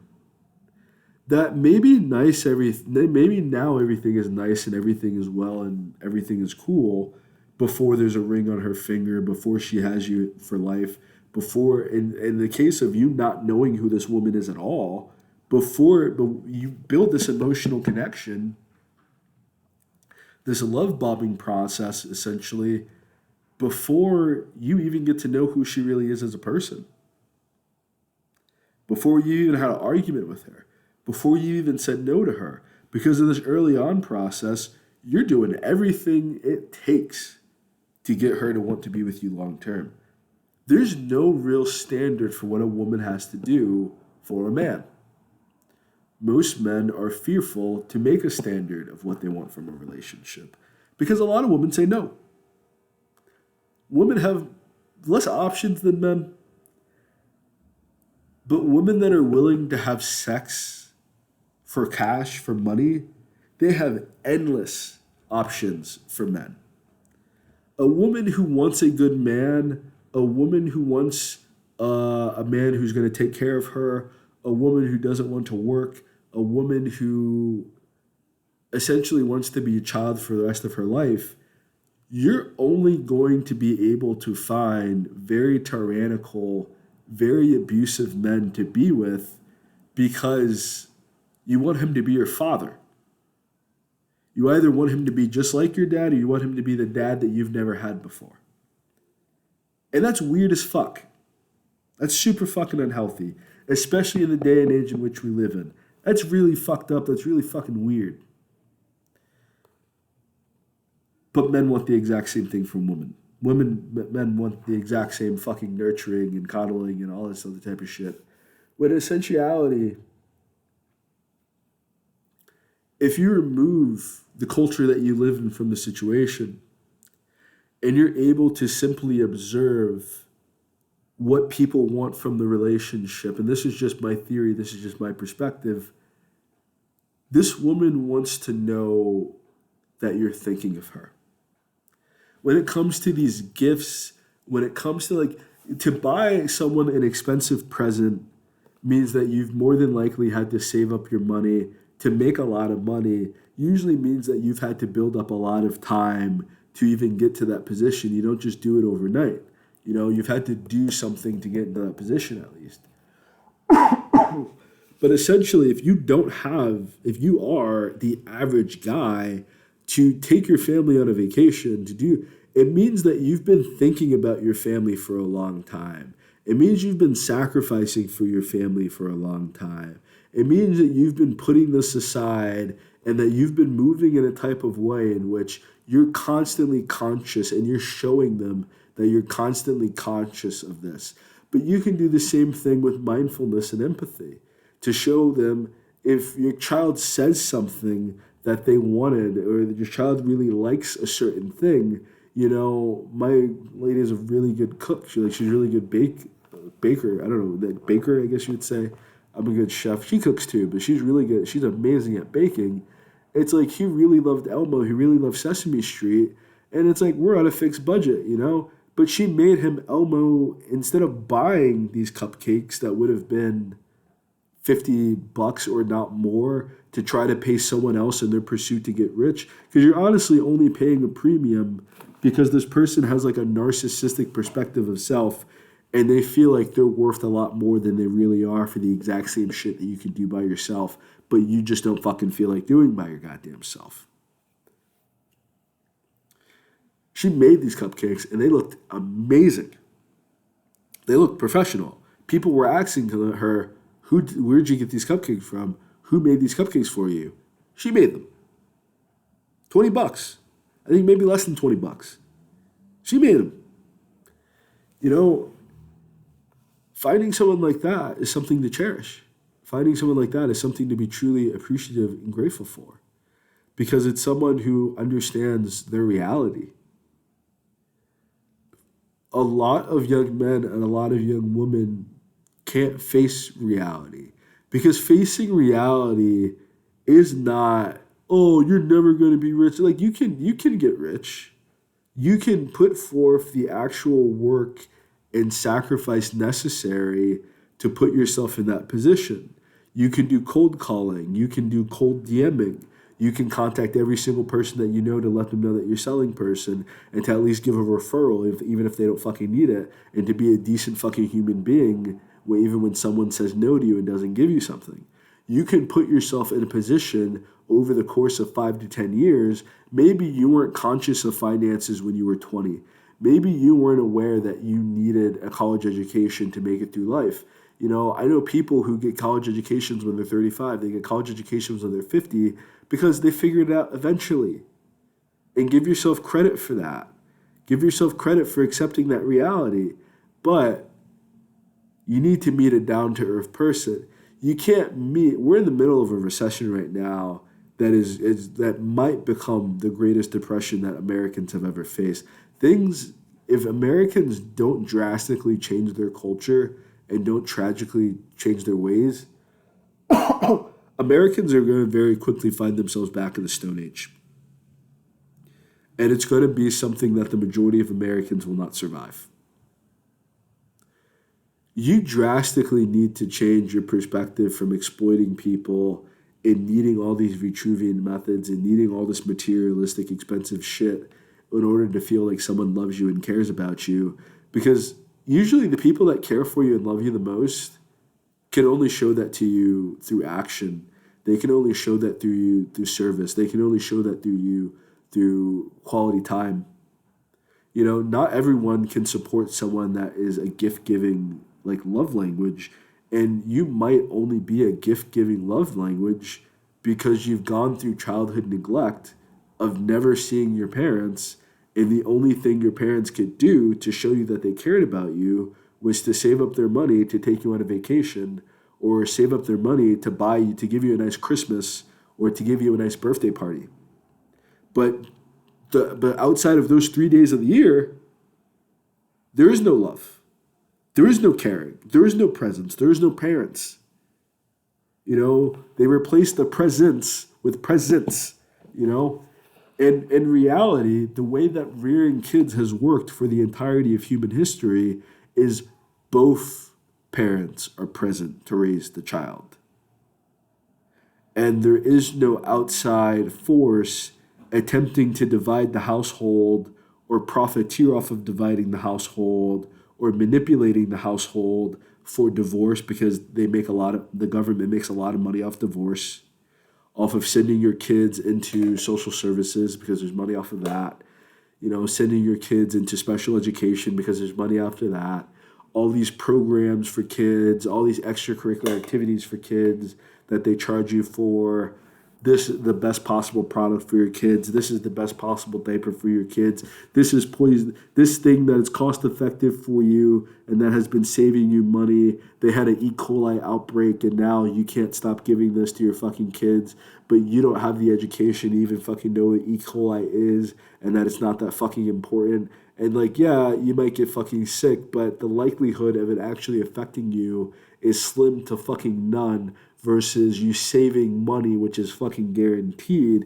These people prioritize them getting wealthy above your basic human needs. You have people that literally buy real estate properties and subdivision neighborhoods, revamp it, and charge 3 to 5 times the going price of rent and then raise the prices of everything else around them by proxy because they don't give a fuck about anybody else. They only give a fuck about themselves and they only give a fuck about getting rich.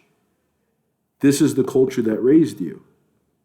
So you can't expect to find a woman who believes in American cultural values and expect to have a healthy relationship with her because she's not coming from a healthy perspective and she has not been able to unpack the amount of trauma that she's had to go through to reach that standpoint of life that the only way that she can feel love is if you take her to a $5,000 dinner. There's a problem there. Because at that standpoint, this woman is no longer looking for love. She's no longer looking for a relationship. I will first pretense this or end this more so by saying a woman desires experiences. She desires memories with you. She desires unforgettable moments with you. And sometimes those unforgettable moments are buying her these expensive shits. But I think the thing that men do not understand about women is that women do not give a fuck about capitalism. They are forced to live in a capitalistic system.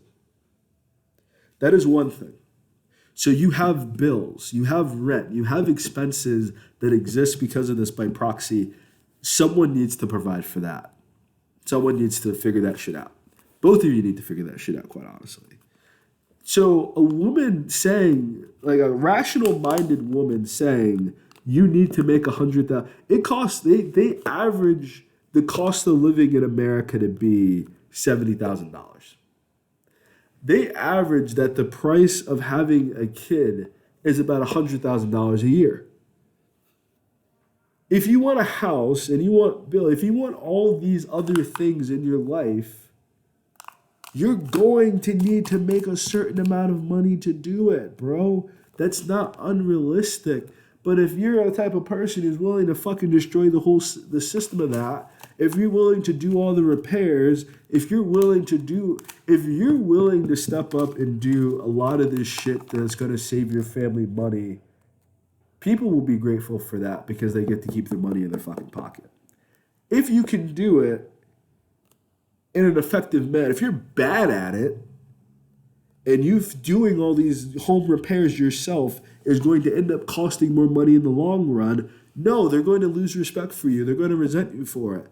If you can build all the fucking furniture yourself so you don't have to go to a goddamn furniture store to buy this expensive-ass 1,000 piece of equipment, if instead you can buy something for $100 and put it together your goddamn self, if you can just get the materials for it and build it yourself, you save your family a lot of fucking money.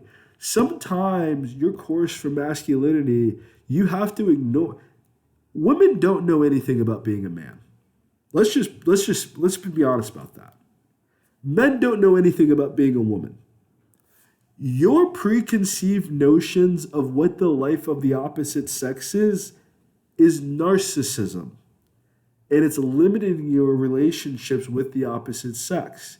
It's the reason why a lot of women can't get married, because they value their expectations for what a man is supposed to be more than the reality of what a man is. So they can't even have a relationship with the men of their life. They can't have a relationship with their father. They can't have a relationship with their brothers. They can't have a relationship with the men immediately around them because their expectation for masculinity is not, he has a penis. No, it's, he's a stoic and he's silent and he's rich and reserved and he's all these other fucking things that have everything to do with being an American, but they have nothing to do with being a human. They have nothing to do with real life on planet Earth.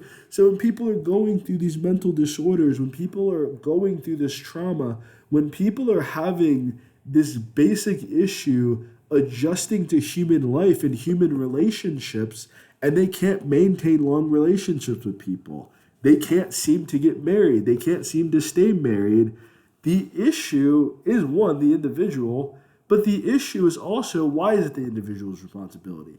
The issue is these completely unrealistic expectations for life that this individual has formed about their existence.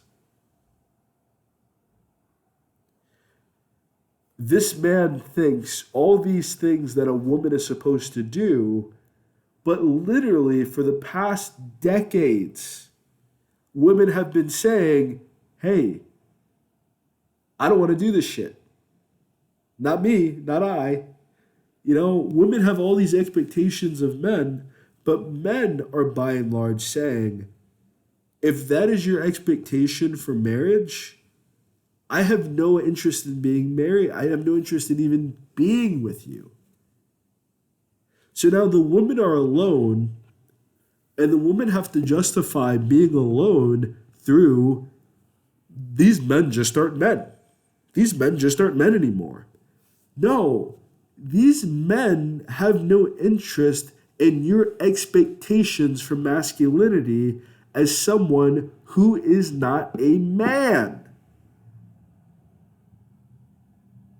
Get that through your head. And when you present these expectations of masculinity upon someone who is already a man before they met you, they're going to be a man without you. They're going to be a man no matter what you think a man is supposed to make or earn or do. They're just going to resent you and not want to be around you.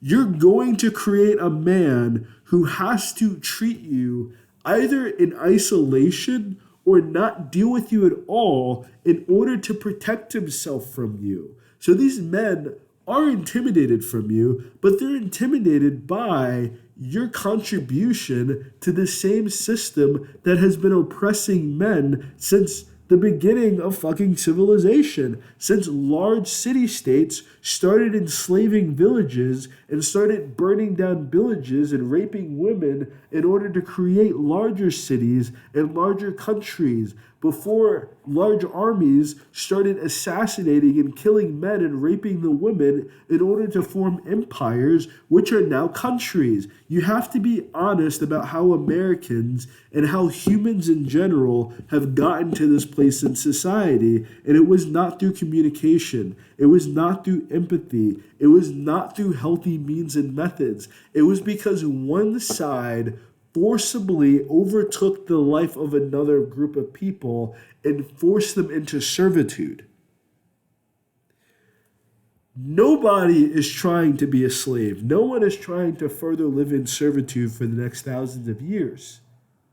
No one is trying to make a baby who's going to have to live in wage slavery. And if you are, and if your only recommendations for someone is to live in wage slavery in order to love you, you have to work for the corporate plantation and you have to spend 80 hours out of the week working and commuting in order to make me happy, and you have to spend 50% of your life working and commuting to make this woman happy, and she's not going to do a fucking thing to make you happy. I was literally talking to a guy yesterday and said, that's exactly why I cheated on my wife. I cheated on my wife because I paid for fucking everything. I did fucking everything, and she did nothing. She wouldn't clean. She wouldn't cook. She did and she was so entitled to this. He cheated. Now they're divorced. He filed for divorce. He left. Fucking left. His wife is still calling him an asshole. She's not reconciling how she could have fixed her marriage in order to make her next relationships better. She is not looking within herself to fix her because she was never taught how to do that. Women are only taught that there is something wrong with them. Men at least have the caveat that no matter how fucked up and psychopathic and how, like, let's be real, no matter how fucked up a guy is, if he has enough money, there are people willing to ignore that he is a total fucking psychopath. If you do not have money as a man, you have to be a very great dude to survive on this planet. The more money a guy has, the less respect for other human beings he has, the less respect for women that he has. And this is a rule across the board. This is just reality. This is just reality. That's people. That's women too. That's anyone with a lot of money. That's just what they're like. Unless you have more money than them. And then they feel that way about themselves. Most of these women are not taught, you know what, you're beautiful just the way you are. You're great just the way you are. You're just young. You're just immature. You're just a child. You're just learning right now. No one really has that patience with young women. No one really has that patience with children in general. But the idea is that one day, this dude is just going to work until he dies. But what do you do with the young woman? You've now raised this creature that you have filled with insecurities. You've made her hate the way that she looks. You made her hate her own nature. She not just convinced her, but it's almost a fucking reality that for the past thousands of years, people in her sex have been mistreated and been like basically enslaved in their households. You've given her such a bleak state of existence. And then you have created the reality is that she's probably going to be a slave because, well, if you're living in America, you're probably a slave. If you have a job, you're a slave. If you have a salary, you're a slave. Unless you own the business and you own the assets, you're a slave. And it's easy to convince yourself that you're not a slave because you've completely fantasized through Roots and all these other bullshit. What you're still a slave right now to this very day. What a lot of these women are fetishizing for is to be with the slave master. They don't want to be a slave. They want to be the princess. They want to be the empress. They want to be the slave mistress. They want to be the wife of the slave master. They want to be the concubine of the slave master. These books, these fiction books that women are writing about, isn't the mistress to the fucking minimum wage worker who works 40 hours a week at Burger King because they had a kid and they didn't get to finish high school. It's the mistress to the billionaire. It's the top. It's not. I'm sprung for the fucking guy on the street corner who's selling dime bags and nickel bags and dubs through all fucking forms of weather, and has to either work for a front or spend the majority of his money for a re-up. It's the fucking plug. Sprung for the plug. It's the top fucking guy in the industry.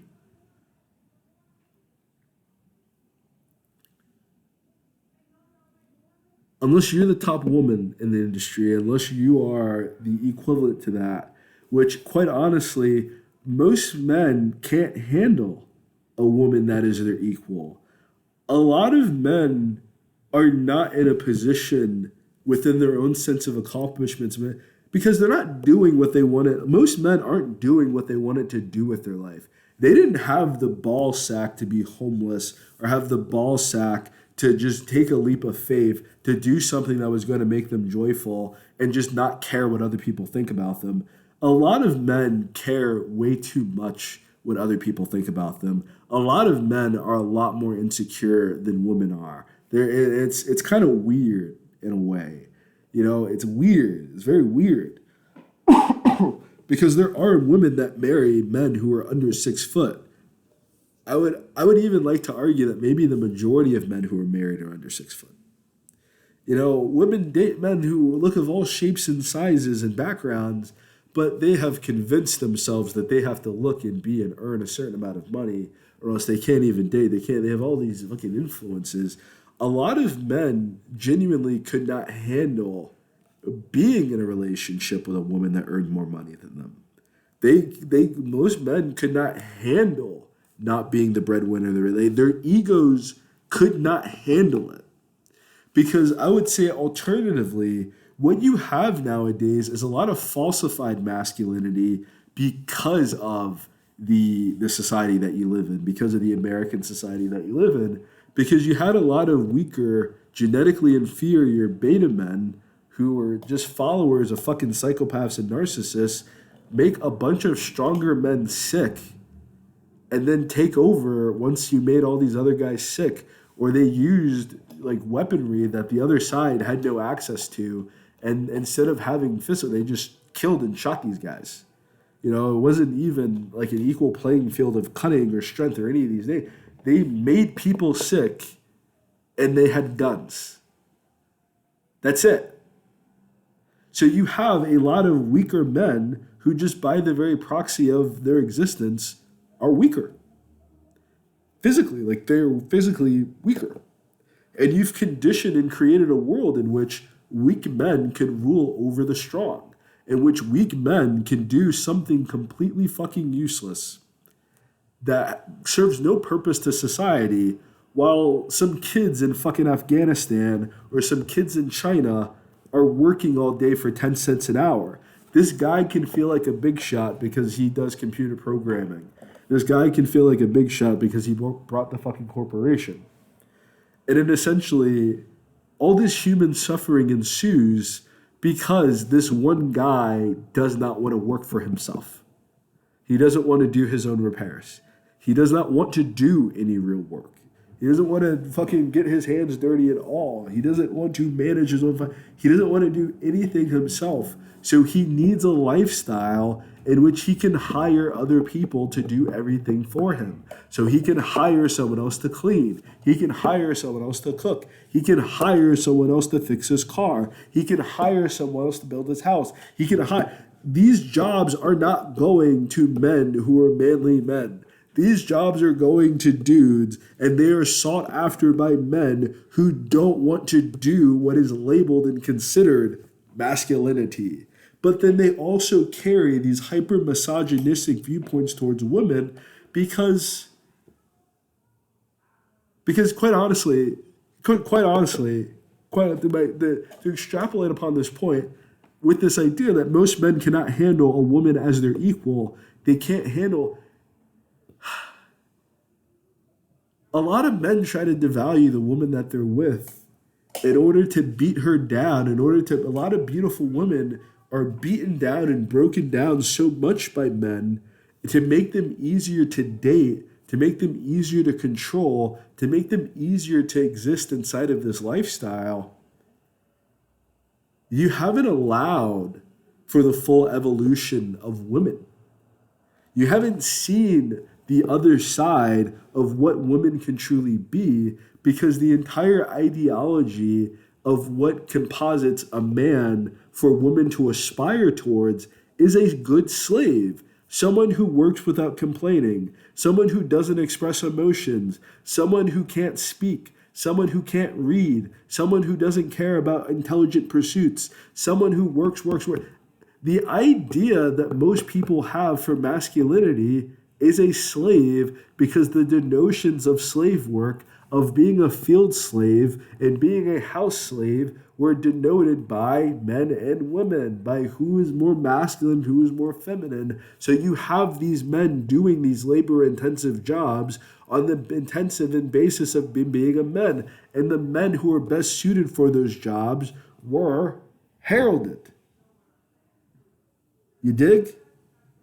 Vice versa, the women who were easier to control The woman who you could rape her husband, you could kill her husband, you can sell her children, and she's either developed a type of psychopathy that she's completely numb to her situation. She's completely numb to what life is like around her, and she's in complete acceptance to the level of human slavery that she sees around her. She's in complete acceptance to the level of evil and corruption that she sees. She's aware that her government lies to her. She's aware that her government is corrupt. She doesn't care.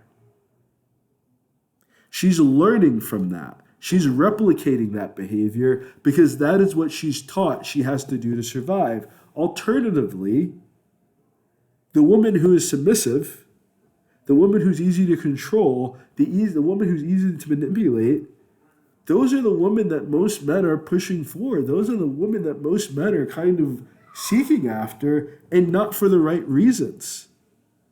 They're not looking after them because they're going to be a good mother, because you being submissive does not make you a good mother.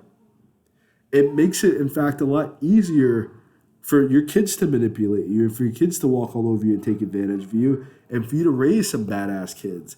It makes it a lot easier for a man to leave you and manipulate you, and for you to end up in an abusive situation if you're like that.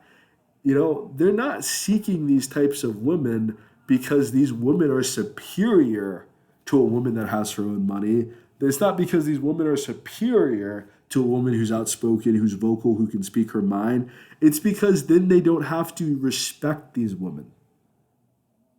They don't have to value her the same way that they value themselves. They don't have to look at her needs with the same level of importance that they view their needs. And that's honestly why a lot of women treat men as badly as they do.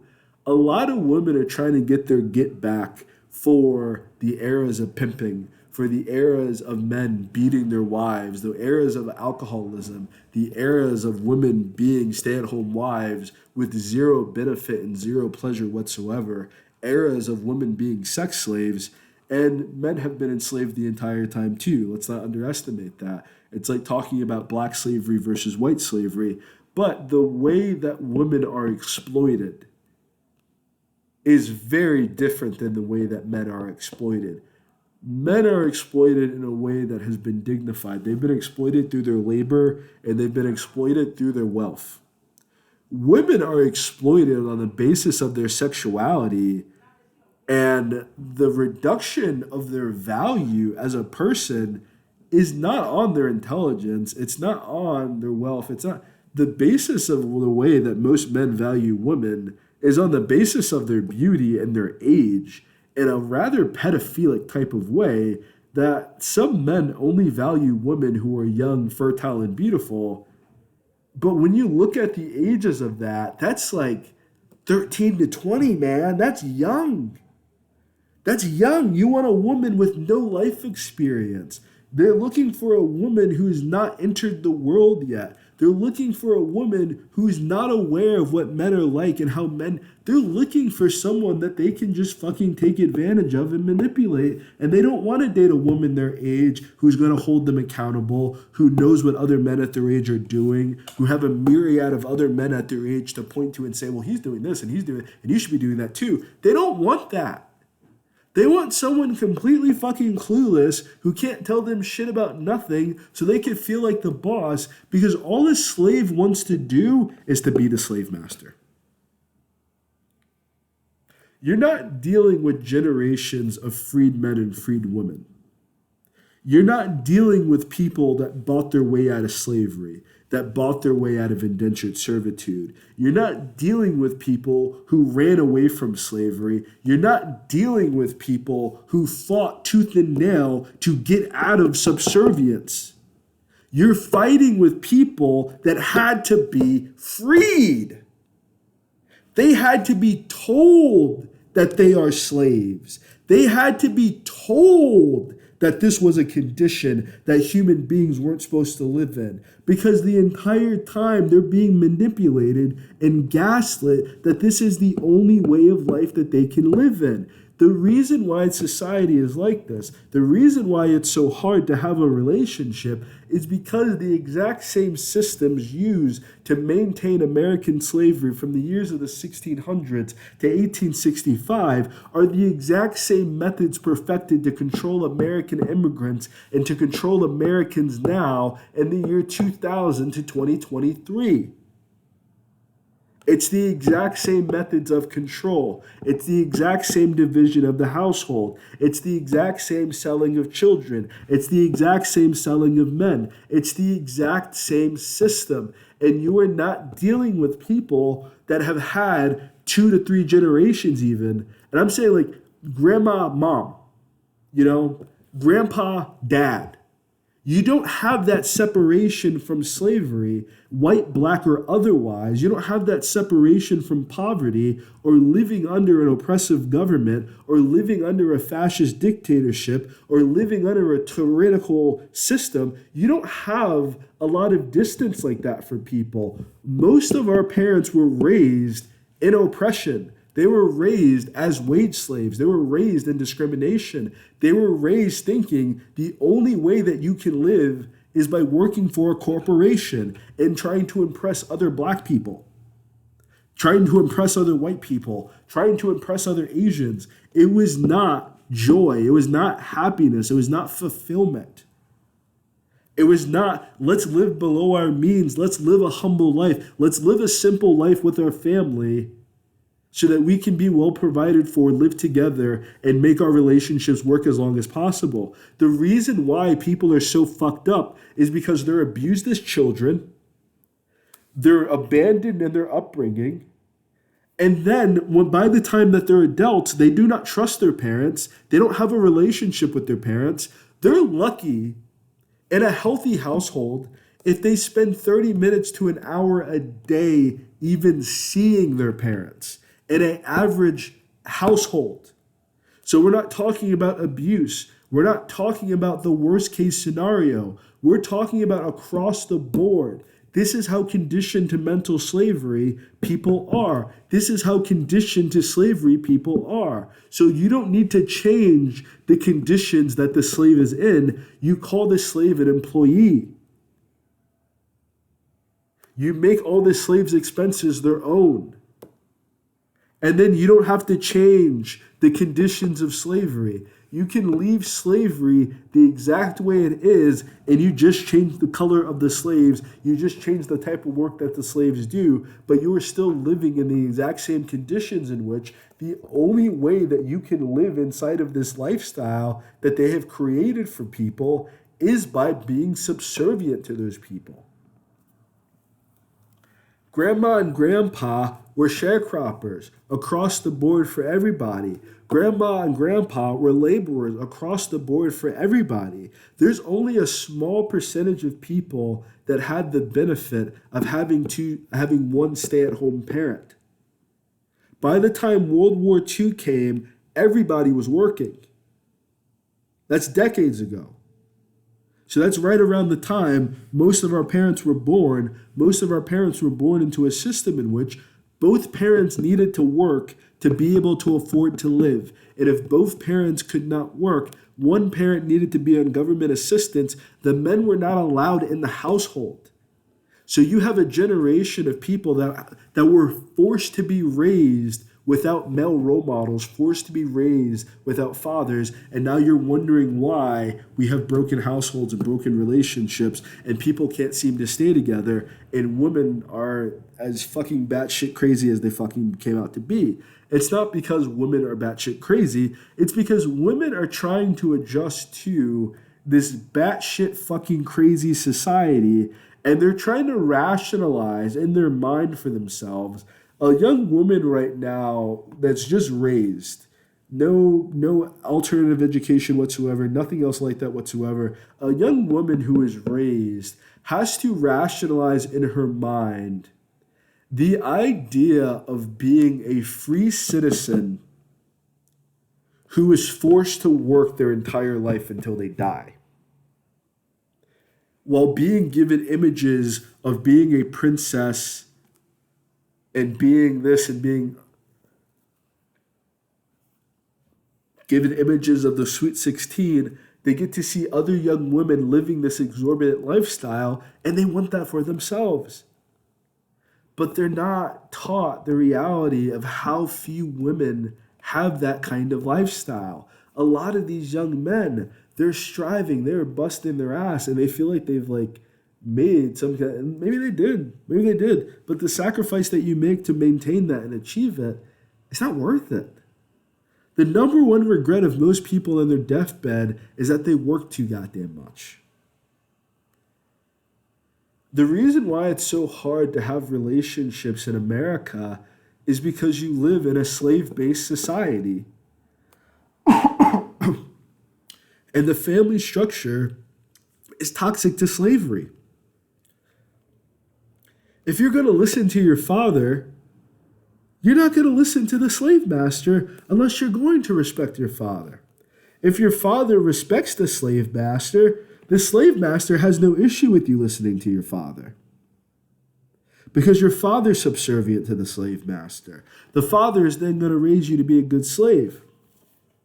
If not, if the father is rebellious, if the father doesn't like the institution of slavery, if the father is fighting back for his freedom and fighting for the freedom of his family, then they are going to oppress the father, emasculate the father, and then make the woman terrified of the kids being anything like their dad. Because they fear the same fate happening to their kids. The reason why women are in this situation is because women specifically, while some men have been able to escape the plantation, some men have been able to avoid a lot of this, because that's what a lot of this fight is for. The fight is to no longer be a slave. The fight is to have freedom. Some men are willing to live in completely depraved conditions long enough to save up the money or to gain the skills or to just be free. Some men are willing to do that, and they don't need the palatial estate. They don't need to have power over other people. They don't desire that. They just want to be free by the true meanings of the word, to be left the fuck alone. You can't do that with an American woman. You can't do that with a woman who is conditioned to the social values of this country. You can't do that with someone who is conditioned to be a free-minded, independent individual and a slave at the same time, because she's going to prioritize her slavery and she's going to prioritize her subservience over the very mechanisms that will make her free. And she's not going to seek her freedom through her family. She's not going to seek her freedom through deep relationships with those around her. She's going to seek her freedom through materialism. She's going to seek her freedom through individualism. She's going to seek her freedom in escapism. She's going to seek her freedom in projection. She's going to seek her freedom in dreaming and fantasizing about this other life and convincing herself, well, if I can't have this other life with you, then I'm better off just living miserable by myself. And it doesn't work for anybody. It has not worked yet for one woman. A lot of women are substantially brainwashed, and they're brainwashed to be slaves. And the mechanisms of this is difficult because at least for men at a certain level, you'll have a coalition of other men who will spit game to you, talk to you, speak with you, give you perspective of life to reveal your slavery to you, to reveal what's happening to you, and to escape that system. Women have nothing like that. And it's sadly, a lot of the support systems that women go to is further enslavement. A lot of the female role models that women ascribe to are they themselves slaves and sex slaves. A lot of the issues with modern femininity is that many of the role models that women ascribe to do not display being a woman, which is simply having a vagina. It's the image that these women aspire towards, I want to get the language right because this is not my terminology. This is the terminology. It's like the Madonna, and it's like the divine prostitute. It's a woman who, in the same sense that she exploits her sexuality, also wants to be respected as a god. So it doesn't matter any of her sins. It doesn't matter anything that she does wrong. All the faults that she has is irrelevant because she can offer her sexuality. Why is this important? This is important because the only reason it's like that is because if a man can gain sex from you, he does not give a fuck about anything else about you. He doesn't care about what you think. He doesn't care about if you have an education. He doesn't care about whether or not you can take care of yourself. He doesn't care whether or not you can if you're completely dependent upon him and you have to give him sex whenever he wants it, that is what is important to the majority of fucking men. Making it as easy as possible for them to have sex is the only fucking thing they are concerned with. That's it. Having a lot of money makes it easier for you to have sex around certain women. It doesn't work with women who have self-respect. It doesn't work with women who have security inside themselves. It doesn't work with women who have their own resources. It works on poor women, young women, women who were raised poor, women who are in slavery. That's who this lifestyle works on, because what does a slave want more than anything? Freedom or to be the slave master. And that's the issue. That's the reason why women can't get married. That's the reason why she cannot function in her relationship as a quote-unquote wife is because the perception of being a wife is not being a man's companion. It's not being a man's equal. It's not being a man's counterpart. It's not being a helpmate. It's not being a support. It's not being a reflection of that man in himself and being the truest expression of this man's contribution to the world. That is not how most women view being a woman and being a wife. Most women view being a wife as receiving all these endless benefits from her man on the basis of his status and his resources and his lifestyle, or being a sex slave. And for some women, they don't have the ego. If you look at the way that some women do not have the ego to date a man who is more successful than them. They might be able to date a man who has more money than they do. Most women cannot date or be around the man who is more successful than they are, who's accomplished more than they do, because that means that this man is not going to prioritize her. A man who has a lot of money has nothing else in his life. A man who has hobbies, who has interests, who has talents, who has actual passions and abilities, who does not give a fuck about this system, and who might be the very best at what he does,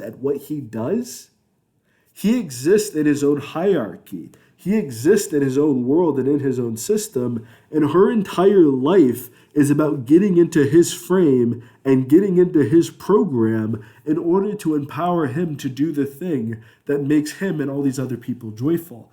A lot of women do not have the ego to do that and to be a cheerleader or to be supportive or to actually be a good spouse. A lot of women want a one-sided relationship in which all the benefits come to her. She doesn't have to do shit or the bare minimum. And you're supposed to just be happy that she's there. And if she does make more money than you as the breadwinner, she has a worse perspective of the relationship. At least a man in the 1950s had to provide for his family and then also be a good husband. Many women do not even feel, if they make more money than you, they don't even feel like they need to contribute to the relationship at all. They feel like their financial contribution is the only fucking thing that matters, and the whole system of finances isn't even fucking real. So when you're dating a woman like that, You're dating a woman who literally is not even living in reality. She's not living on the basis of what a man actually desires. She's not living on the basis of what a man actually wants from life. She's not even living in the basis of what she actually desires and what she actually needs and what she actually wants from life. She's living in the basis of all these pseudo fucking bullshit things that have been created and invented for the sake of other people getting rich, other people gaining position over you, other people having control over you, and other people being in the type of system, being in the type of fucking pole position in which they can articulate their control over you. And it plays itself out in how people raise their children. It plays itself out in the way that men date women and the way that women date men. That all of this, in most of the cases, is someone trying to get over on the other person. Someone feeling like they're not good enough for their partner, and instead of making that up with a lifetime of love and a lifetime of loyalty and a lifetime of understanding and overstanding and doing what you can to make this person joyful and healthy on this earth, it comes with a list of expectations before you have even met the person, that this person that has been raised in an entirely different background than you, that has no idea what your expectations are, now has to fulfill all these unrealistic expectations that you have, all these unhealthy expectations that you have, because you don't have the emotional or the intelligent maturity to say, you know what, I'm not being realistic. You know what, reality does not work this way. You know what, I got lucky. You know what, most people that had gone through my situation, and I'll give you my own perspective as being an author. Being an author does not pay a lot of fucking money. You meet a lot of great, amazing people. You're able to tell some great stories. You gain a lot of cool skills, but you're probably going to have to do something else to make a fucking living. You know, it's just not realistic. But you, as the individual author, not you and your family, not you and your parents, not you and your kids, you as the individual author, you can live off of being an author forever. You literally can. And until someone's taking that leap of faith to understand what that means, and someone's really put it to the test, they're not going to understand what that means. They're not going to, you can't live off of being an artist. Yes, you can. Because when you're an artist, you're not living life for profit. You're living life for adoration. You're living life to leave an impact on people. You're living life to be of service to people, to help people, to make people's lives better. And as long as you're accomplishing that goal, you're fulfilled.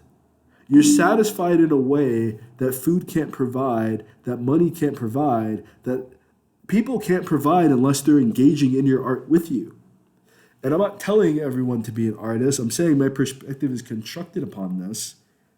And it's constructed upon my entire life experience. It's constructed upon the life experience of everyone I've ever met. The majority of people are struggling, and the majority of people, instead of admitting it, instead of saying, hey, I'm having a hard time in my relationship right now, I really need some feedback, I really need some advice, I don't know what's wrong, will pretend like everything is fine and everything is okay, but they're living in hell.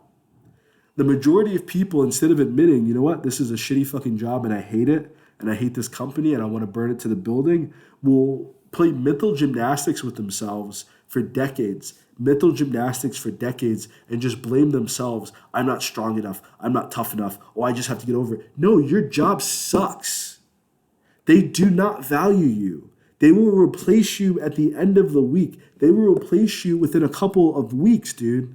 They don't value you. It's not an imagination. You're not guessing that. It's the truth. People don't have the education to understand how long this system has been mastered and perfected. But once you're aware of it, it's hard not to see it. And I would say that American relationships take the hardest hit in human slavery because it isn't two slaves coming together inside of a marriage of love and affection, understanding those circumstances. It's two people who were lied to and told You need to be at this certain place in life to consider yourself what you already are. You need to perform X and Y, Z duties in order to feel black, in order to feel like a woman, in order to feel like a man, in order for me to recognize you as such. And it imprisons people, it enslaves people for the rest of their lives.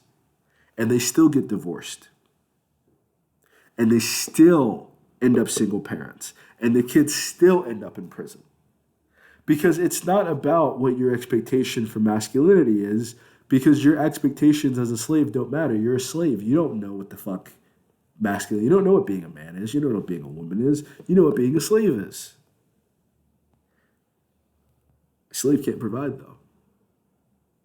A slave is not the head of the household. The corporation is the head of the household.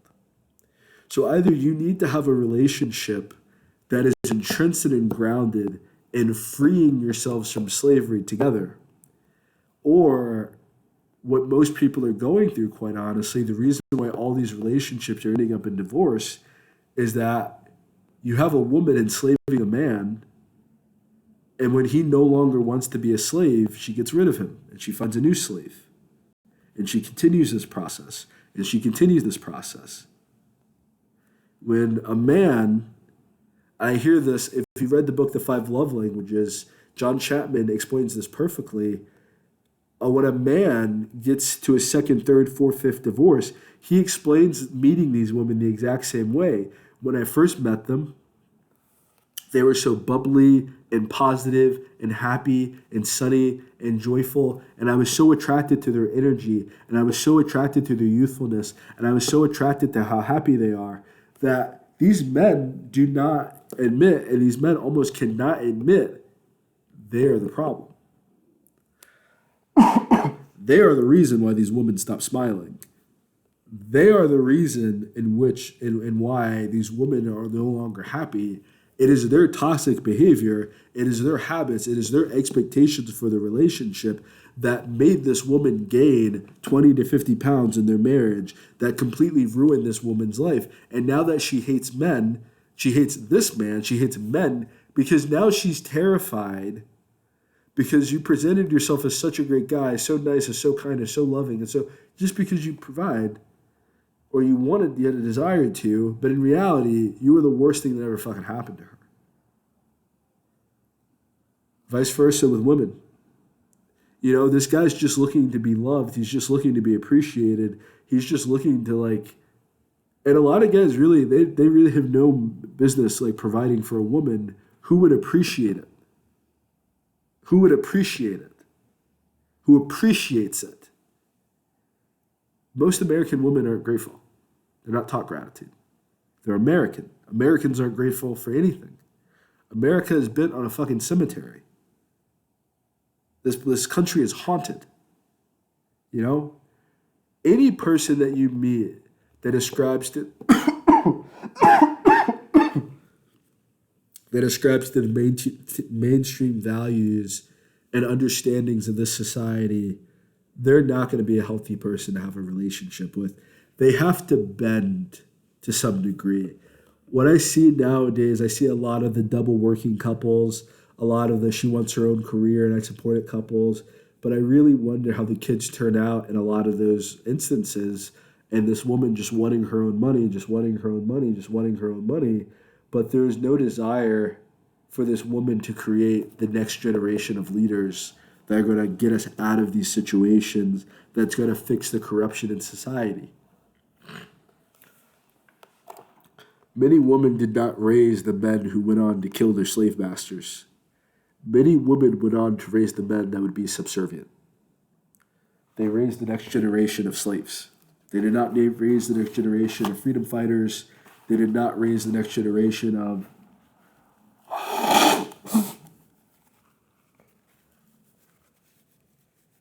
most of these women raised a generation of men that are going to work until they die doing meaningless fucking jobs in order for other men to get rich. They did not raise the men that owned the fucking company, because most times when you wanted to start that company or make that company, you were told, no, become a slave. No, get a job. A lot of people are taught that their highest aspiration in life is getting all this fucking debt and then getting an education in order to make a corporation richer and to be a good asset to a corporation. But the goal is never to be a human. The goal is never to be healthy. The goal is never wellness. The goal is always, always, always subservience to a higher power. And it's very problematic for generations of people that have lived in generational poverty, generations of people that have more than likely lived in subservience or servitude or serfdom or slavery for thousands of years more than likely. Because if you're a slave right now, your family, it's highly unlikely. A lot of people have this unrealistic perspective of how much money their parents were making just because their parents were shitty with money. And you think your parents were rich. Your parents weren't rich. Your parents spent every fucking dime that they had. And there's nothing left to show for it. It's okay. You can be honest. But then once they become adults and they're like, Mama, Papa, where's all the money? Where's the inheritance? Your parents are looking at you like, what? The vacations, Papa. The toys, Papa. Where has my lifestyle gone, Papa? I saved money and your mom cooked dinner every night. That's what we did. What? What? Yeah, and then your grandparents watched you so we didn't have to pay for daycare. We just basically tried to save money any way possible so that we could be home with your kids. You mean I have to get a job? No, you don't, not necessarily. But the difficulty is that let's talk solutions for a few minutes and then let's be done with this. So I'm tired. This is exhausting. I'm tired. This is tired, man. Let's be real though. Let's be like super duper real. If your parents were wage slaves and your parents never started a business, you didn't have a parent that was an entrepreneur or a hustler, your parents basically just worked their entire lives and they were able to raise you. They were able to take care of you and they're still going to think that is the best possible method because even after slavery was abolished, you had a number of slaves that went into sharecropping because they did not see an issue with slavery. Which is why you see wages the way that you do, which is why you see the job situation the way that you do, is because we were not raised by generations of freedom fighters. We were raised by generations of slaves. So when you are trying to be an artist, your parents can't process that. They can't understand that because the runaway slave, when they were caught, was treated and brutalized the worst. The slave that didn't want to do any labor, that didn't do any work, was beaten and brutalized the worst and sold away. Your parents have instilled trauma. Your parents heard lessons and stories from your grandparents, that heard lessons and stories from your great-grandparents, that heard lessons and stories from your great-great-grandparents that kept you in line, that kept you in check so you wouldn't run off the plantation, so that you wouldn't cause trouble, so you won't get lynched, so you won't get beat, male, female, black, or otherwise. Maybe less so females, but women were also lynched. Women were also hung. Women were also beaten to death. Nobody escaped this unless you were a rich white noble. Not all white people escaped slavery.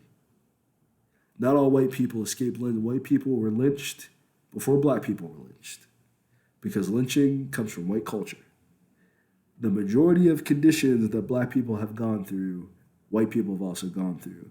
This is not a colorized issue. But what you have is certain generations that were married generation after generation after generation, and they were able to build within their family. They were able to build lessons and traditions inside of their family to pass down wisdom and for survival methods generation to generation in their family, to pass down a family-owned business, to pass down family heirlooms, to pass down assets and investments that were made, or to pass down a skill set. If you don't get to see your parents every day, As good natured as your parents are, as hard as your parents tried, they won't be able to do that. If both your parents have to work all day, every day, no matter how good natured they are, they're not going to be able to provide for you because there are no jobs out here that are paying like that. And no matter how much money you make, you might be able to save up the money to live the life that you want, but you don't have the freedom to just live the life that you want. And it's very hard for people to process this, is because if you have a comparison of extreme poverty, if you have a comparison of other countries that were invaded by Western civilization to prompt up the idea of Western civilization with second and third world nations that we enslave or that we steal the resources from, you're always going to have an excuse for your lifestyle. You're always going to have someone to turn your nose up at. Because even when you were a slave, remember this is my last final part to really solidify what I'm talking about, to really solidify my ideology here. When you were a slave, there were freedmen and freed women. The life of a freed man or freed woman was not easier than the slave. The life of the freed individuals was much harder. Because just like nowadays, you have government assistance, you have Social Security, you have welfare, you have these programs in place to help you within your slavery, within your low income, within your low wage, or within zero income whatsoever. If you don't have an employer, you don't have health care, you don't have any of these benefits.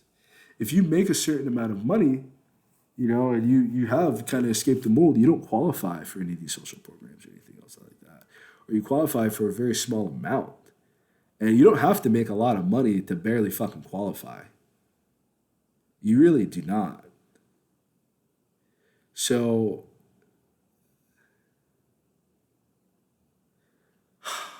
it's tough. It's tough. It's tough. It's a really tough situation to be in.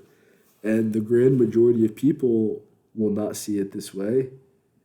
They do not want to see it that way. And they ultimately really can't see it that way. Do you understand the level of trauma? Do you understand the level of difficulty in seeing your entire life as being a wage slave?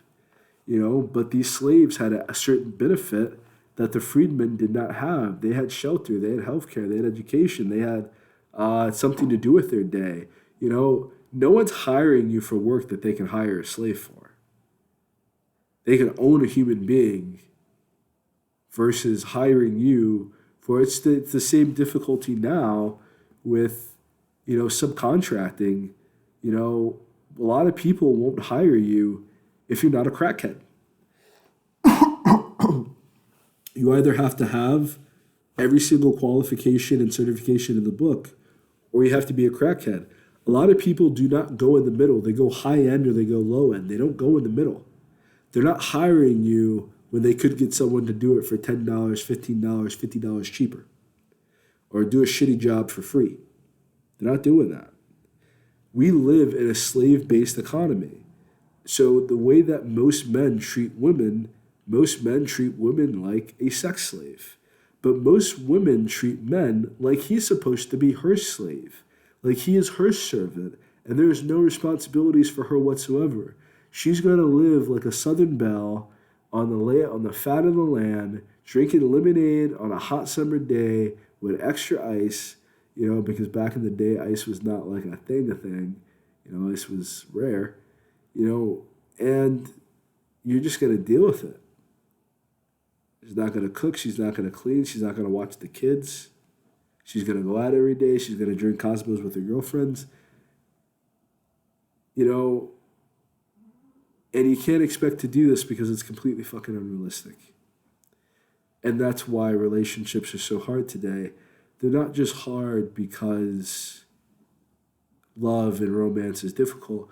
They're hard because the very foundations of what created this life was built upon hatred, built upon division, built upon exploitation and oppression, and then it expands into how we treat each other as people.